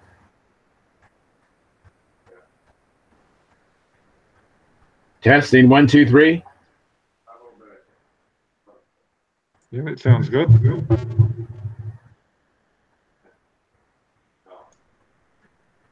Huh. So it's just me and Charles talking and no echo. No, it's still echoing. I can't read that. I don't know what you're saying, Tom. I don't know. I don't know sign language. I can't log out without killing the feed to log back in. No, you're gonna kill it. I'll quit now. Might be one less problem. So I'll sign off now and say good night to everybody. Okay, Gerald. Good night, Well, Gerald. hey, man, we appreciate your super chat. Hey, Gerald. Yeah, Thanks send again, me Gerald. on Facebook, bud. Good night. Good night. Good night, Good night, Gerald. Gerald. Charles, you've been quiet tonight. Why are you not feeling good? No, I've been trying to get this video. I want to stream this video, and I was trying to figure out what to do. I tried. I'm using Chrome right now. Then I closed that, and I tried Internet Explorer. Internet Explorer didn't work very good, and for some reason, when I video screen share video, it's all black. I can share pictures, but I can't share any videos. And unbeknownst to you, I went flying today. You know, so it's out here in Cali. No problem out here flying. You had to put like mud skis on there or something to get it to go up, or No, the flooding is a little bit north. The mudslides are north of me. oh, okay. I'm good. Yeah, we're nice. Hey, did you guys see that? It was on the news about that guy in the Prius, and he's trying to outrun that mudslide. Yeah, I saw that. That was crazy. They talked to him, some rocks were bouncing off his car and stuff like that. That little Prius would get it pretty good, though. I was surprised. Yeah, electrics will accelerate pretty good. Well, I guess it was Gerald causing that echo because when he left, it cleared up. Yeah. Hey, y'all, I found some new settings here that might solve all of our problems. It says, as guests join, hide their audio and video from the broadcast. And so I just clicked that on. So next time somebody joins, we'll see if I have to manually engage their microphone and camera. So what happened Monday night? I didn't feel well. Oh, okay. Because I was going to say, I got the computer Monday, brought it home, bust my ass, tried to get it all hooked up, transfer shit, and then they didn't do it. And I'm like, damn it. I'm sorry. Was that the night that I put one short little message up on StuntHangar saying that we weren't going to do it? But I think that was Monday. But yeah, that was a bad day. You know, I have good days and bad days. Well, that one was bad enough to where I just blew it off. Damn, you get pretty fancy there, Tom, cutting shit out with monocoat. Mine are like either straight lines or angled triangles and stuff like that, squares. Yeah, I'm doing away with the landing gear on the wing, so I got to come up with some type of something to cover it up. So I thought, well, I'll just build some black wheel wells. Oh, there you go. That's a cool idea. to cover it up. And boom, now I'll be ready. Now, once I get this landing gear done, I've got 3 airplanes completed and ready for competition. Wow, good Wow. Yeah, I got my bastard fixed. So I don't know which one. Oh, you remember that P40 Steve I built that had Wesley Dix flaps on there? deal. Yeah, yep. It was too heavy because I messed up in the finish. Plus, forgot about all the weight I added to the CG because of that flap system. So I needed a more of a horsepower motor. Well, I mounted a 4-stroke on it. So it's all right now. It's ready for the paint shop. What'd you do? Strip all the paint off it and then try to paint it a little lighter? No, I decided not to do that much work, but I took off the LA 46 and got me a 4-stroke OS 4-stroke on it. Oh, okay. It's a 52. That should turn a hell of a prop. Well, I talked to a fellow control liner that has all he runs is 4-strokes, and I called him up and he said 11.5. So I was like, really? Yeah, he said I'd start out with an 11.5. So I was like, whoa, okay.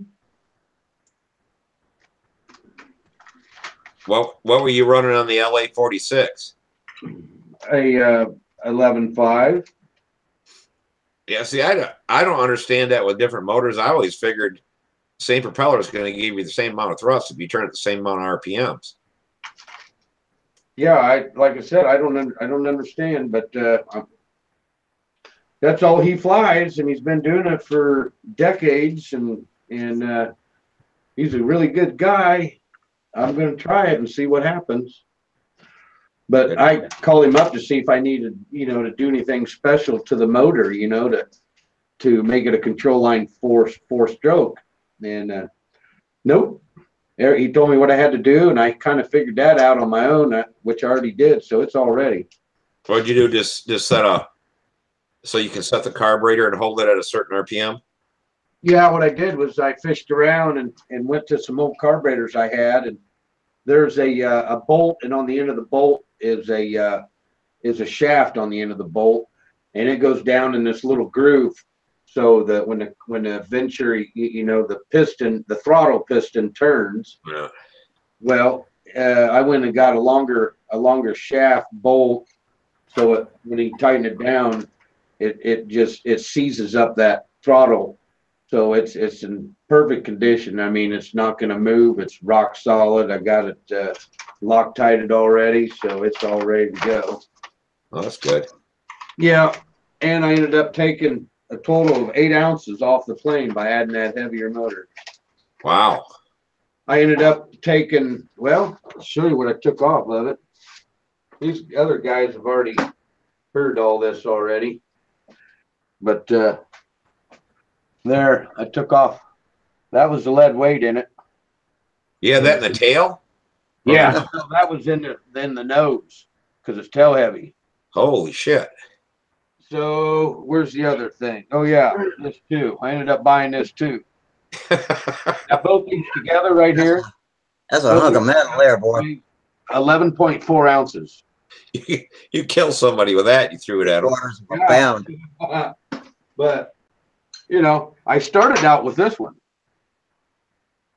Holy shit. 12.8. So now I don't have any of them now.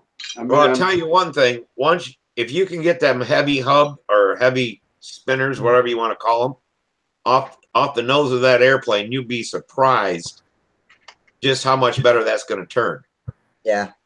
Yeah, I've had one of those Harry Higley acorn nuts on the front of mine. And oh, shit. I like using those, especially on the rotating assembly.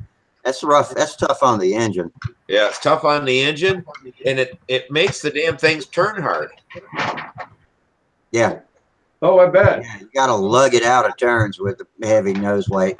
Yeah. Charles, Yeah. don't worry about that dang video. Just come back and sit with us and talk. All right. All right. What'd you do? Take a video of you flying today? Yeah, it's a real nice video. I wish I could show you. Is it on YouTube yet? Not yet. I need to edit it up a little bit. Okay. Yeah, fix it up and put it on YouTube. We'll get to see it there. We'd rather see you than you. The Strega? Yeah, the Strega. You know, I know Jamie has shown videos. So I know it's possible. I need to talk to Jamie, see how he did it. They say everything's I'm possible. actually- I got on tonight, so everything is possible. I think I've done it before too. I think I've showed a flying video one time, but I don't know. You know, YouTube might not be working right tonight either. For all we know, it's not even on your end where the problem is. See, my goals must not be high enough. I just wanted to get on. I can't even imagine trying to show a video. Yeah. I'm interested to see if my new settings work. I wish somebody would try to log in so I could see if I have to manually engage their mic and camera. You want me to log out, log back in? Yeah, if you want to try it out, Steve. And we got an echo again. Yeah, log out and log back in. All right.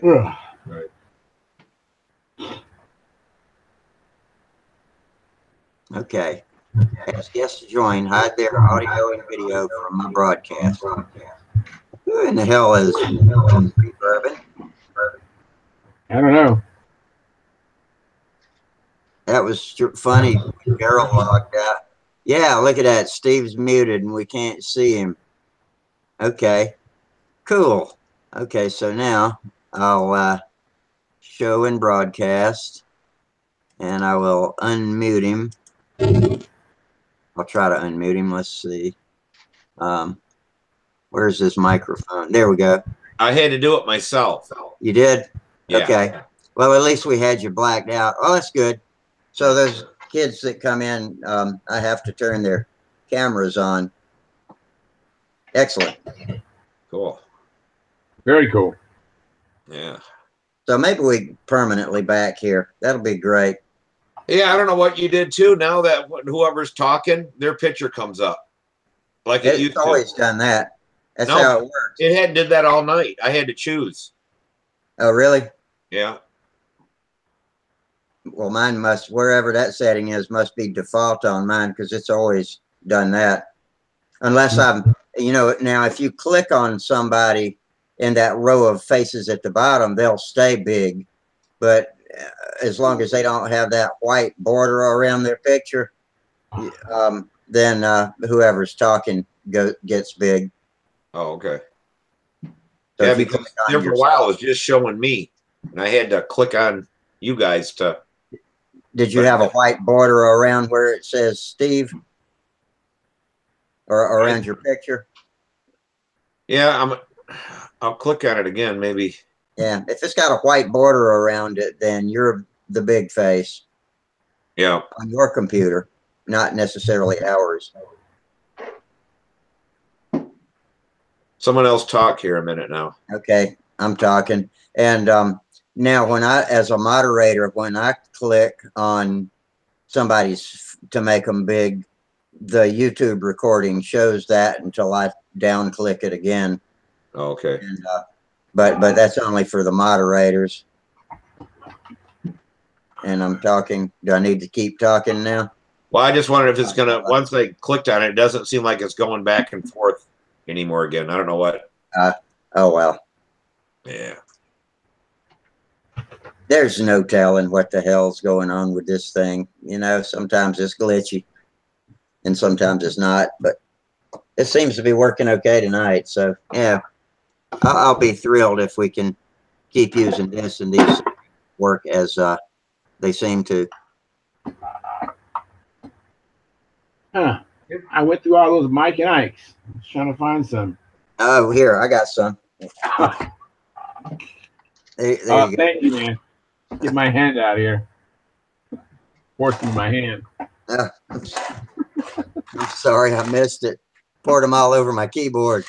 There we go. Damn, what's the hell's the matter? Things not working right again.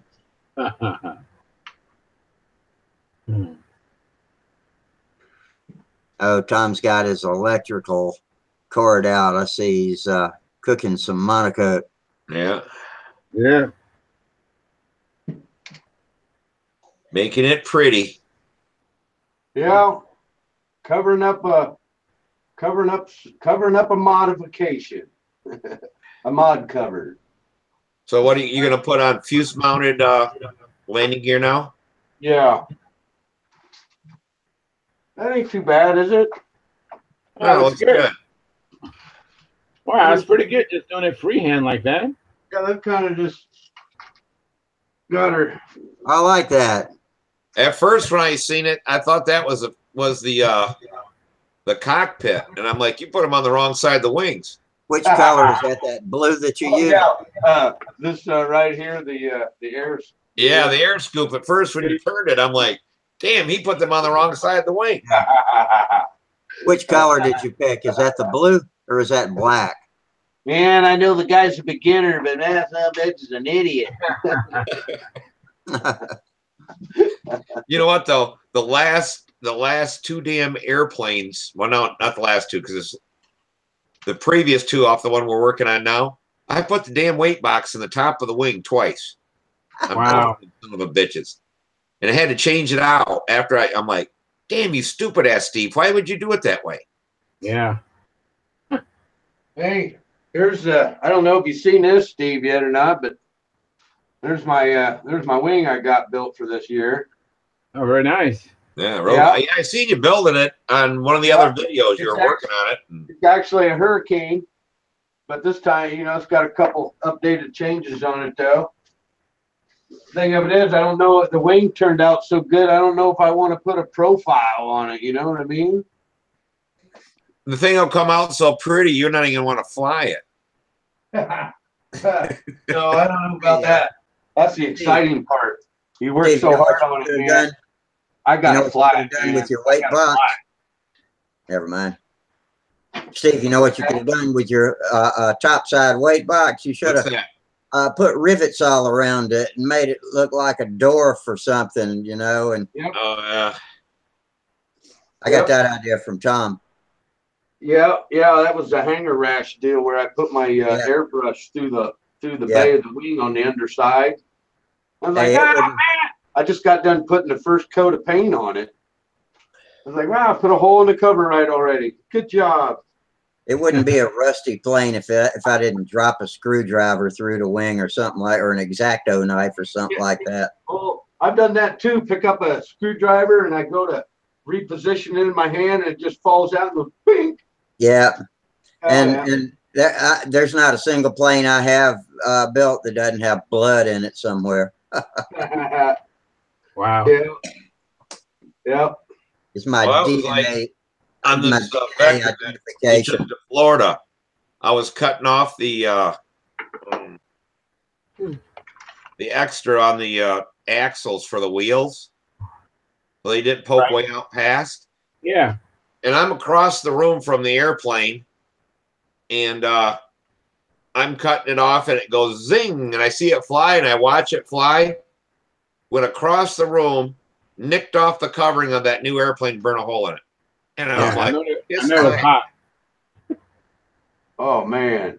Yeah. You know that piece of metal was hot, so you know it melted right through it. Yeah, it didn't. Luckily, it didn't go through the airplane, but it bounced off. But it touched it just long enough to burn a little hole through it. I'm like, well, shit. A little meteor hit it. Yeah. Little meteor, huh? But it's like, yeah, you know, my luck is just so good that if I ever tried to do something like that, I couldn't do it in a million years. So what are you gonna? Oh, I see. Oh, since it's a profile, you can just put the pinch type landing gear on it then. Yep. And I'll do that tomorrow. Then you finally get to demonstrate your Is that your new balance handle for this year? an audience. What's That's that? funny. I thought maybe that was your new handle you built for this year. That's his balancer. He's been wanting to show it to us. I'll just shit with him. Oh, I did buy a new handle though. And I haven't put it together yet. It's one of the, I guess, Ted Fancher deal, Oh, okay. I think. I just ordered it, but I haven't put it together yet. I really want to go. I really want to go hard point. I want to. Yeah, you do. I want to stay away from. I want to get away from that cable shit. But yeah. Steve, is Samantha using a hard point or she uses a cable handle? She's using a hard point now, but I don't know if it really makes a difference. Oh, it does. What'd she say about it?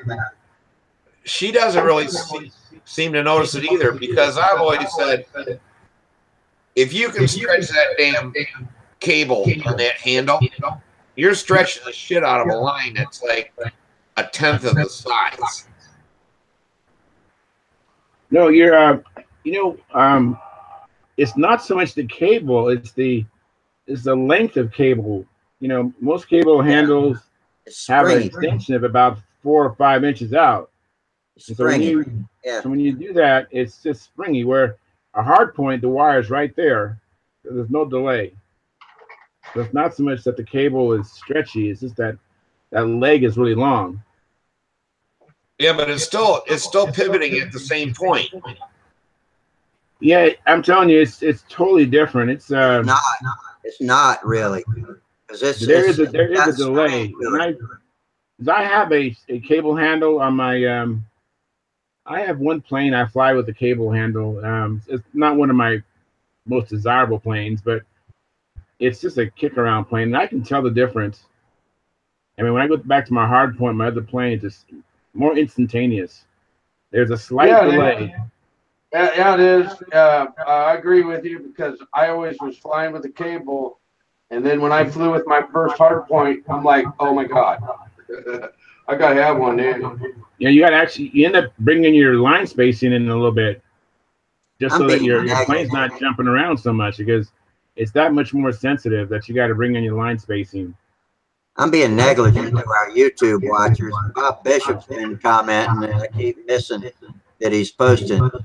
But yeah, he was talking about auto select when Steve was, and then he said your gear doors look good, Tom. Oh, well, thank you. And you put them on the right side of the airplane and everything. That's a good deal. Yeah.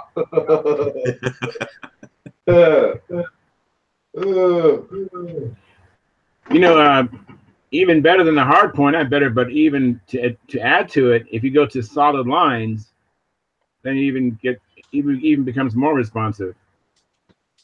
Yeah, that's what I heard. Wow, I've never did the solid lines. What we did was we took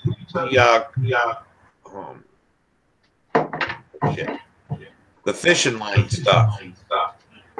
Oh, spider wire? Spider wire. Run it through the handle. Okay. And then had an adjustment where we pinched down on it to keep it from moving. So there was nothing in there, and we couldn't really tell the difference there, except if you stretch spider line, it stays. It doesn't stretch as much as even hardwire. Yeah, it's really strong. I use that for my stooge line on my stooge. Spider wire.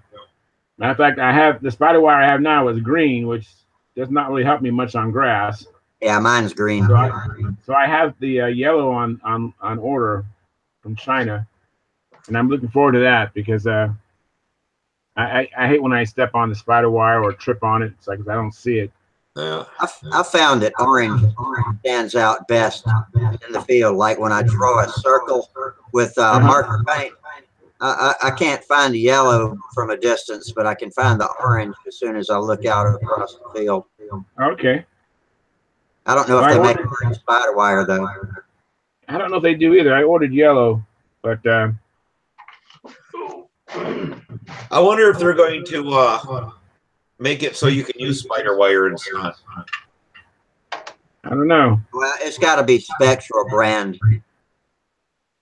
Well, I know it. In combat, you can use it and everything, and I was wondering if they're going to be able to use it in. Oh, and Stunt.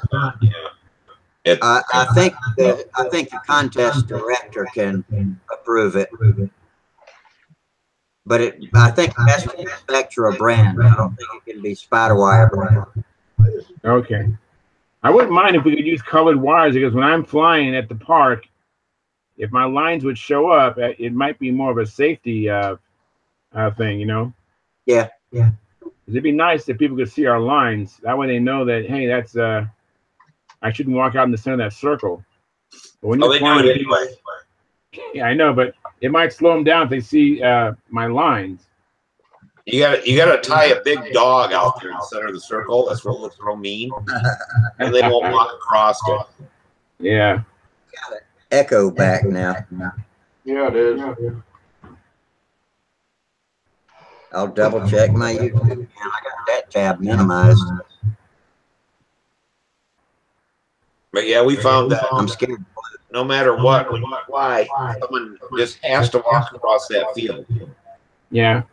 Well, I have safety cones all the way around my perimeter, and there's certain times of the day that I try to avoid flying, but when I absolutely have to fly, whatever reason, I will take my megaphone with me and put it in the center of my cone, because I'm really in close proximity to a high school, and if I know I'm any time near they're going to get out, the high schoolers, they just walk across the field.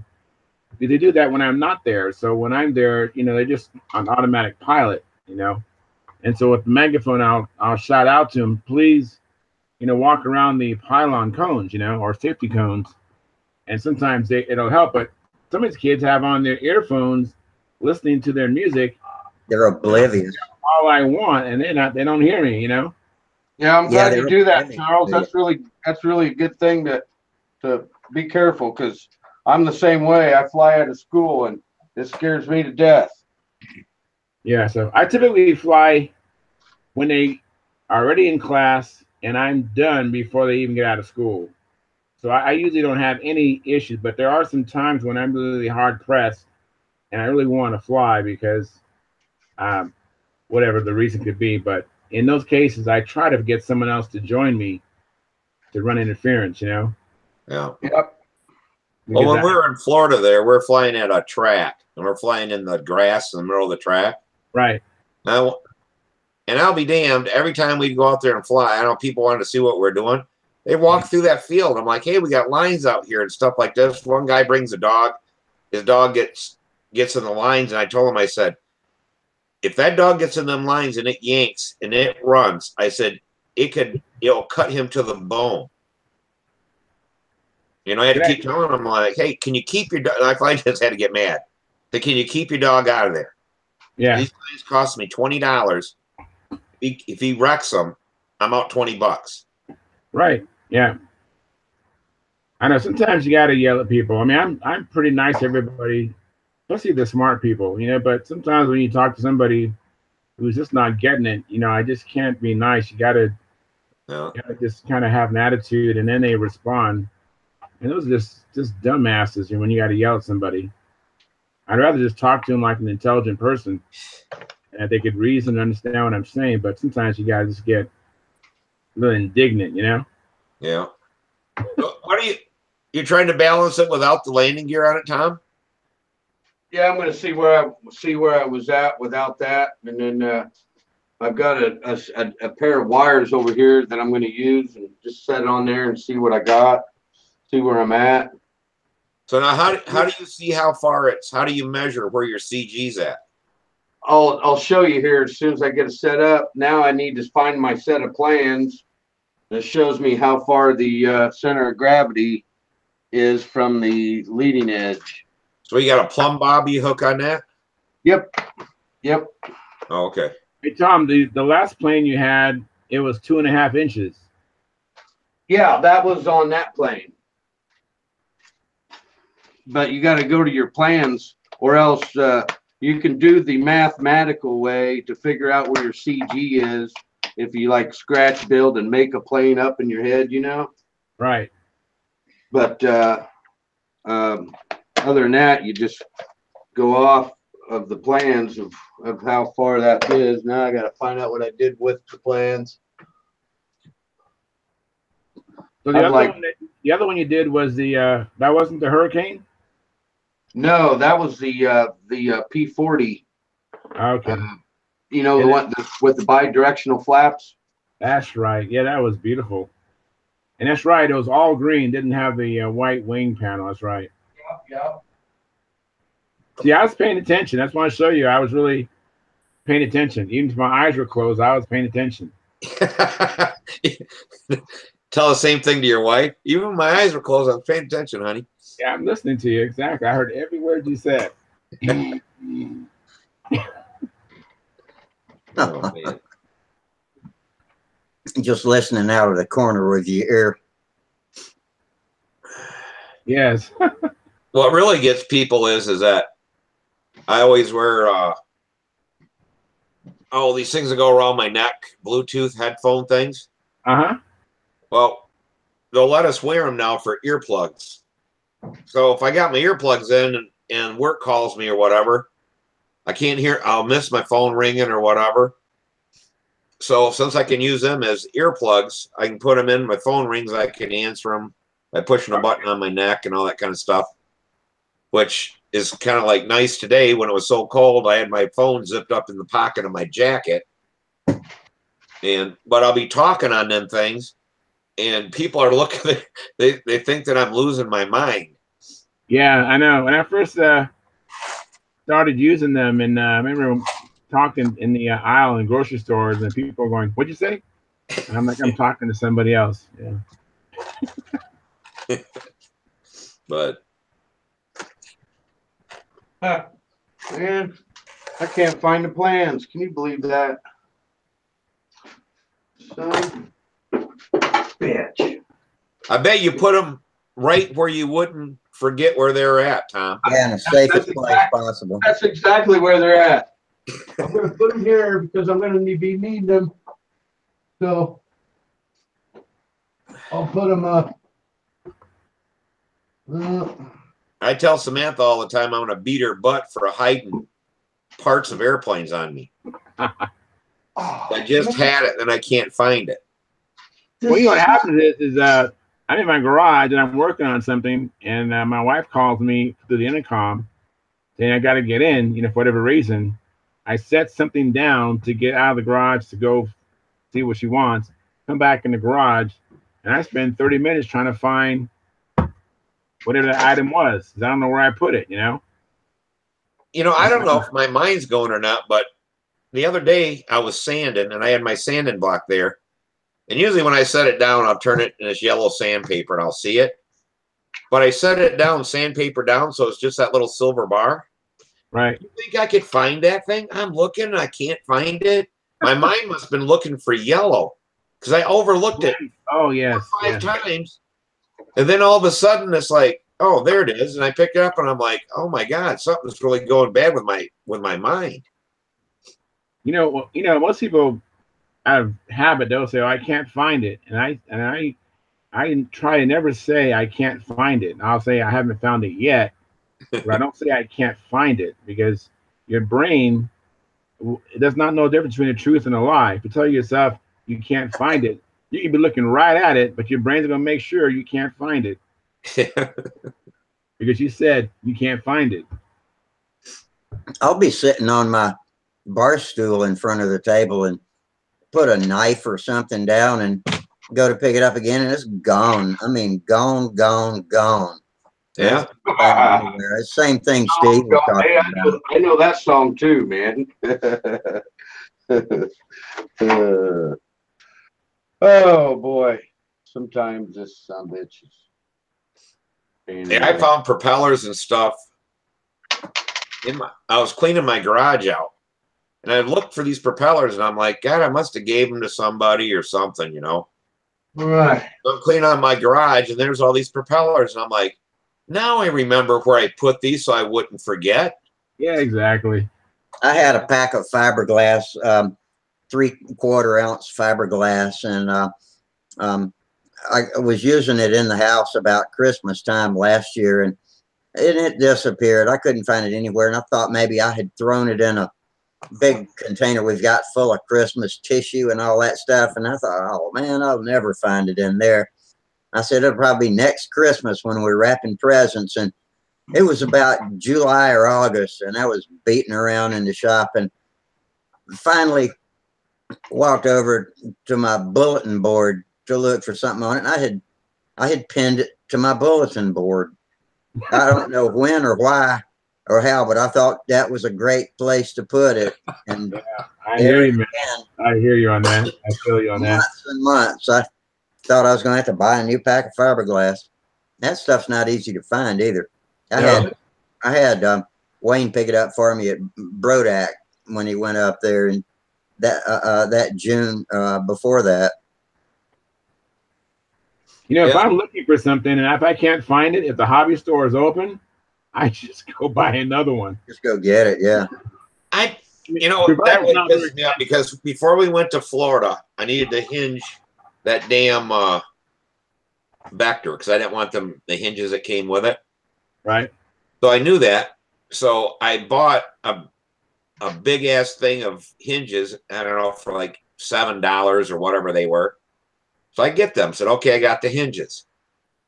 So I looked and looked and looked for them damn hinges, can't find them. I'm like, what the hell? So I took some to Chris there for Samantha's airplane there, and I'm like, God, I must have brought them and left them with him. So I drive all the way 20 miles into the hobby shop, got me more hinges, come back. I get ready to start hinging. I go get my glue, the epoxy. They're sitting next to the epoxies, my fucking hinges. And I'm like, well, I wasted an hour, another $8, and I put them right by the damn epoxy I was going to use to glue them in. I'm like, that was pretty smart thinking if I can remember what smart thinking was all about. Yeah, that's funny.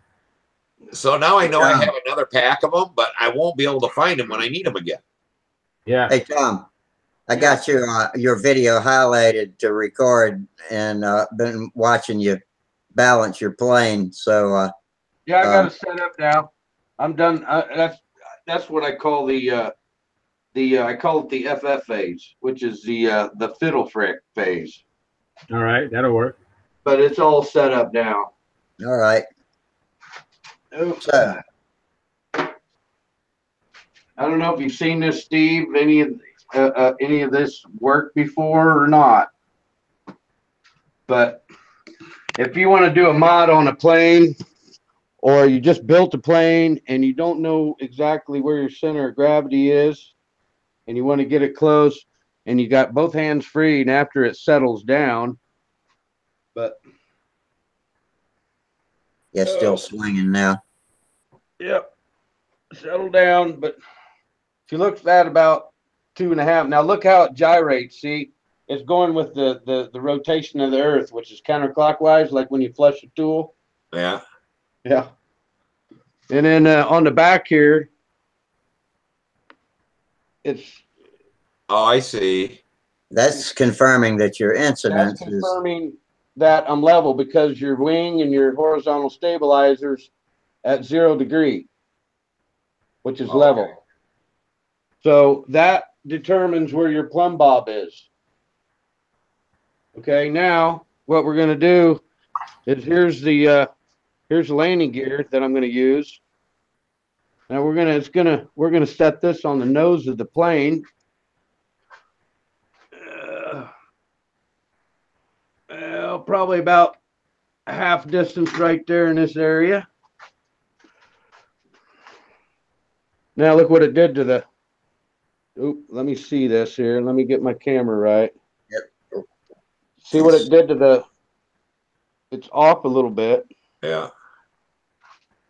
From that.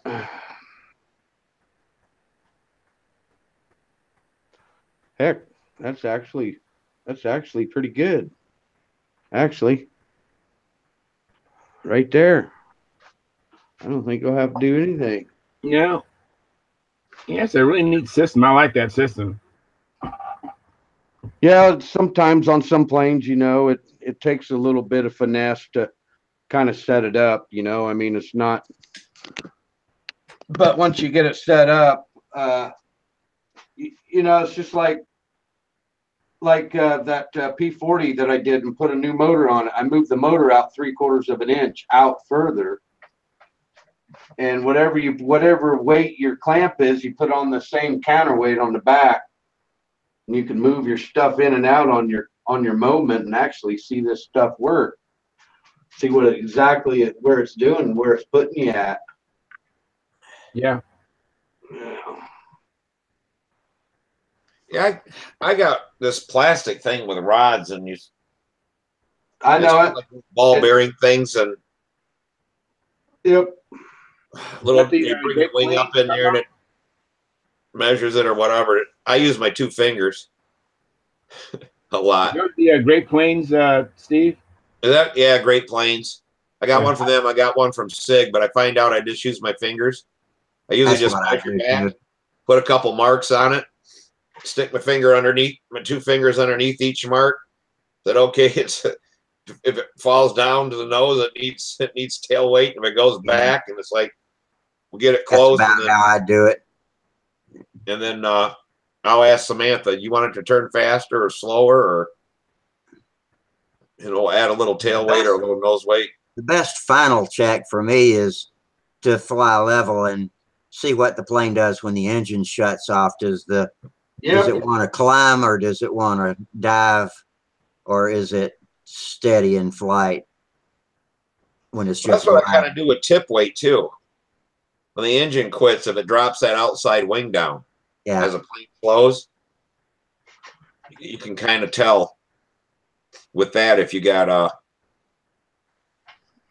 too much, the wing will come up or it'll go down. Now with that wire like that, we got everything set level. I don't know if I can see that now. Yeah, we're setting at 2 3/8. Or I mean, right. 2 3/8 is our CG now. Okay. And that wire, it's going to be right here in about this position. So I kind of got it about where it needs. You got the wheels, you got the wheel hubs too. Yep, that's true. And the spinner. Yeah, I've got to replace the spinner. It's bad. Yeah, that's a crappy old Dubro spinner, isn't it? Oh, I know it. I tell you, I've been looking at the aluminum ones, and I pay about $15 for the aluminum ones on Omni Models, and I think they're made by Harry Higley. I'll tell you what, you can eat if you get on Hobby King. They have aluminum ones that are like $5. Oh no shit, really? Hobby King. That's the second time you said they got good prices. That is a good price. Yeah, you gotta check out Hobby King. You can't imagine how much cheaper stuff is there. Yeah, I got a nice set of carbon fiber landing gear from Hobby King for, I don't know if it included shipping, but I know it was like $15-16 for a profile mount carbon fiber gear. Yeah, that's what everybody's been using here is them Hobby King landing gear. Yeah, pretty nice. I haven't mounted them yet. I have them. Sometimes you want something and you buy it and it's sitting in your garage for over a year before you use it, but you got to have it. Yeah. Wanting isn't having. I always tell my kids that. Bob Bishop signed out on us. Good night, Bob. Good night, Bob. Isn't he a minion? Bob's the one that has the one eyeball minion, isn't he? That's Bob. Oh, yes. Is he? Right. Yeah, I think so. I didn't know that. Yeah. The other thing too, like Hobby King, you can get like axles and just all kinds of stuff that that you can use on these airplanes. If they got an eBay store too? I don't think so. I don't think so. No. OmniModels is cheaper on the eBay store than they are on their OmniModels.com store. Right. I have a friend who uses Omni Models all the time. I use mostly Tower Hobbies actually. Yeah. But Yeah. when I remember, I do Hobby King, but usually my Yep. default.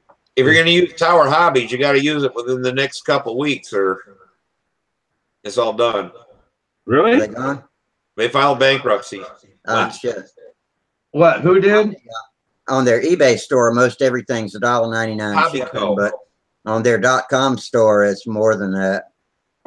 That Yeah, ain't Hobby Tower Co. Hobbies, filed bankruptcy. So, I mean, OS engines, everything's going to be gone. Oh, that sucks.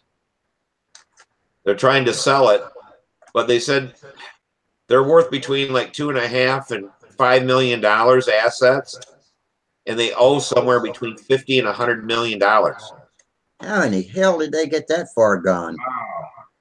Who knows? Ordering, Is that ain't Tower Hobbies, is it? yeah. That's Tower. It's Fataba, OS, all that shit they have. Maybe they sponsored too many teams. Well, when I was there at the tryouts in Texas, we stopped into this hobby store, and I can't. It's not Hobby Lobby. It's something hot. Yeah, there's a lot of them around. We got them here too, and I can't think of the name of them. I know it. Hobbytown, USA? Huh? Hobbytown, USA? Hobbytown, USA. I stopped into a Hobbytown, USA, and I was talking to him, like control line stuff like that. And he said right away, he goes, Horizon almost went out of business. And that's why the Evolution 40 control line motor never came out, and why the SV11 take apart airplane and the 60 control line motor and all that was done. And I'm like, no kidding. And when I got back, I talked to Randy Smith, and sure as shit, they were going to do a take apart SV11. And they were going to do all this control line stuff, and he said they just stopped. But he said it was some supplier that they had paid to make a bunch of parts. They must have machined them or cast them or something. But it put some car company out. It put a quadcopter place out of business. It just about put Horizon out of business.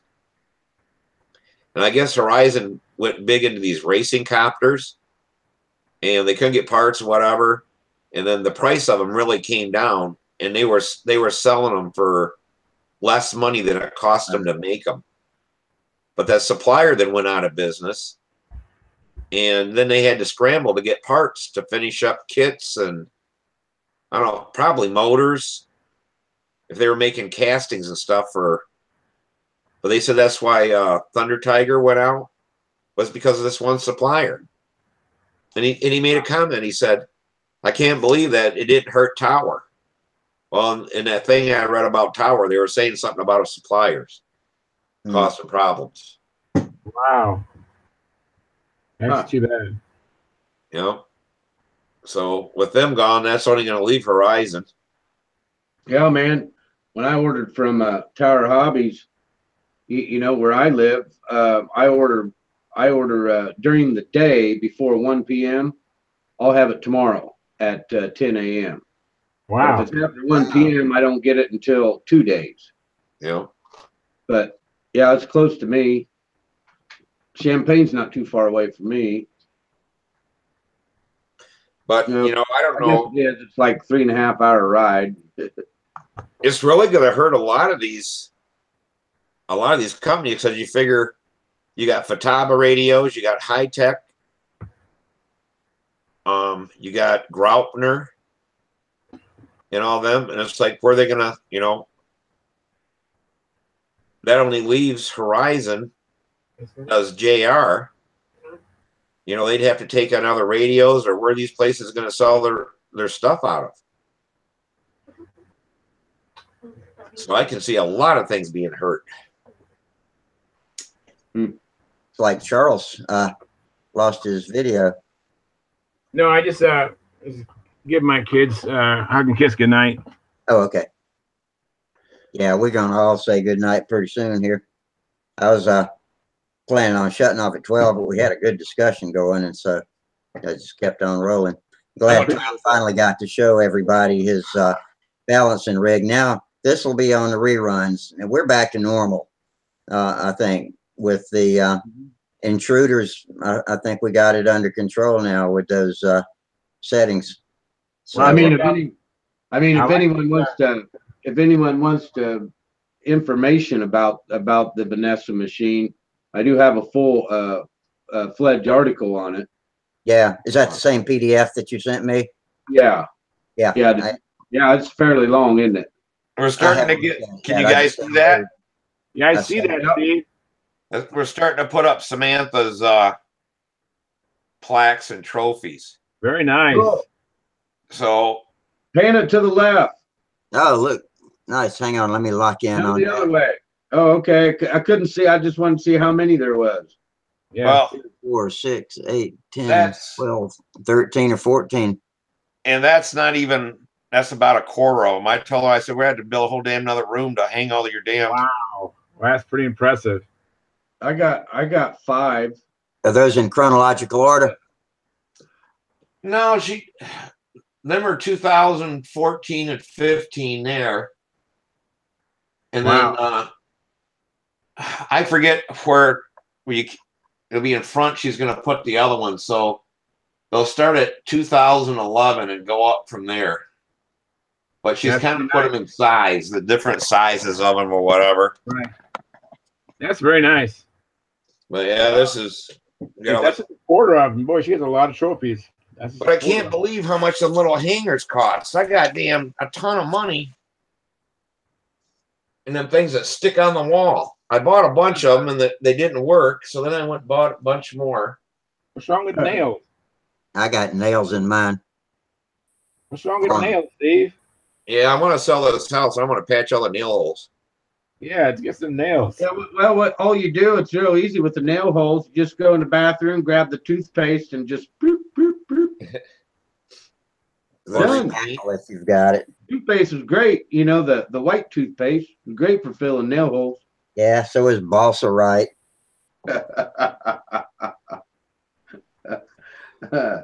You know, frosting, Betty Crocker's frosting, Yeah, whatever, right? That's what you do when you move out of apartments. You know, you put toothpaste in all the nail holes and stuff. That's right, man. You got to do what you got to do. Yeah. You gotta do, my man. Yeah, I think that. Well, hey, dudes, let's call it a night. We'll see y'all back on Monday. And hey, this is cool. I think we've got our former problem under control here, and we'll be able to have full shows and record for reruns again, so everybody can watch. And so this is where we're going to be. Same bat channel, same bat time, Monday night, and hopefully every other night. So I'm happy about that. I was getting frustrated. I'm happy my stuff worked. You say what? I said I'm just happy my stuff worked because yeah, me too. A little camera microphone, and they had a bunch of them on sale, and I don't know how good the picture is really or anything, but this was a cheap one. It was like $17. Yeah, it hangs on there, and yeah, you're doing good, man. Now I just can't get dressed or anything in this room because I'm afraid somebody will turn it on when I don't know it. I got a little piece of paper that flips down. Yeah, the camera's turned on, and you're undressed. undressed. It would scare the shit out of them. They turn that thing right off in a hurry. I know it. Yeah. And that camera will see that you undressing, and they'll end up cracking and breaking your camera. So yeah, man, be careful. I just got a piece of paper with a little clip taped on mine, and I flipped that paper over the front of the camera, and nobody can see through that. So when I was looking at these, they had another one that Lavono made. It was an all-in-one. Yeah. They had a little button on top, and you pushed it, and the camera popped out. And when you're done, you just pushed it down inside the. But if they turned it on, I couldn't see anything. Hides itself. Good. It's all right. It don't matter because you know your smart TVs. They come right in through and they watch you anyway while you're watching TV. So I didn't know there was a camera in there. How in the hell can they watch you? It seemed like they'd have to have a camera built in your smart TV. I don't know, but that's what they say. Yeah, I know it. And they said they can listen to you. And I'm like, well, that means there's a microphone for listening in there. I know there's speakers for. If Sparky was here, he'd be telling us all of the theories about spying. But oh yeah, man, yeah, he'd go off on you. Well, if you guys see me on YouTube or whatever, sitting in my underwear watching TV, let me know, and I'll throw some damn pants on or whatever. yeah, yeah. But, I'll send you a pizza delivery guy your way. Yeah, right. okay, people, let's wrap it up. All right. And that includes our currently 5 viewers on YouTube, everybody that participated in the chat box over there, and had a good time. And so, like I said, we'll be back Monday, same bat channel, same bat time. All right. Until then, I don't know if I'm gonna make it Monday. oh well. I wish some of our old friends would come back. Wally, Terry, all those guys, hadn't seen them lately.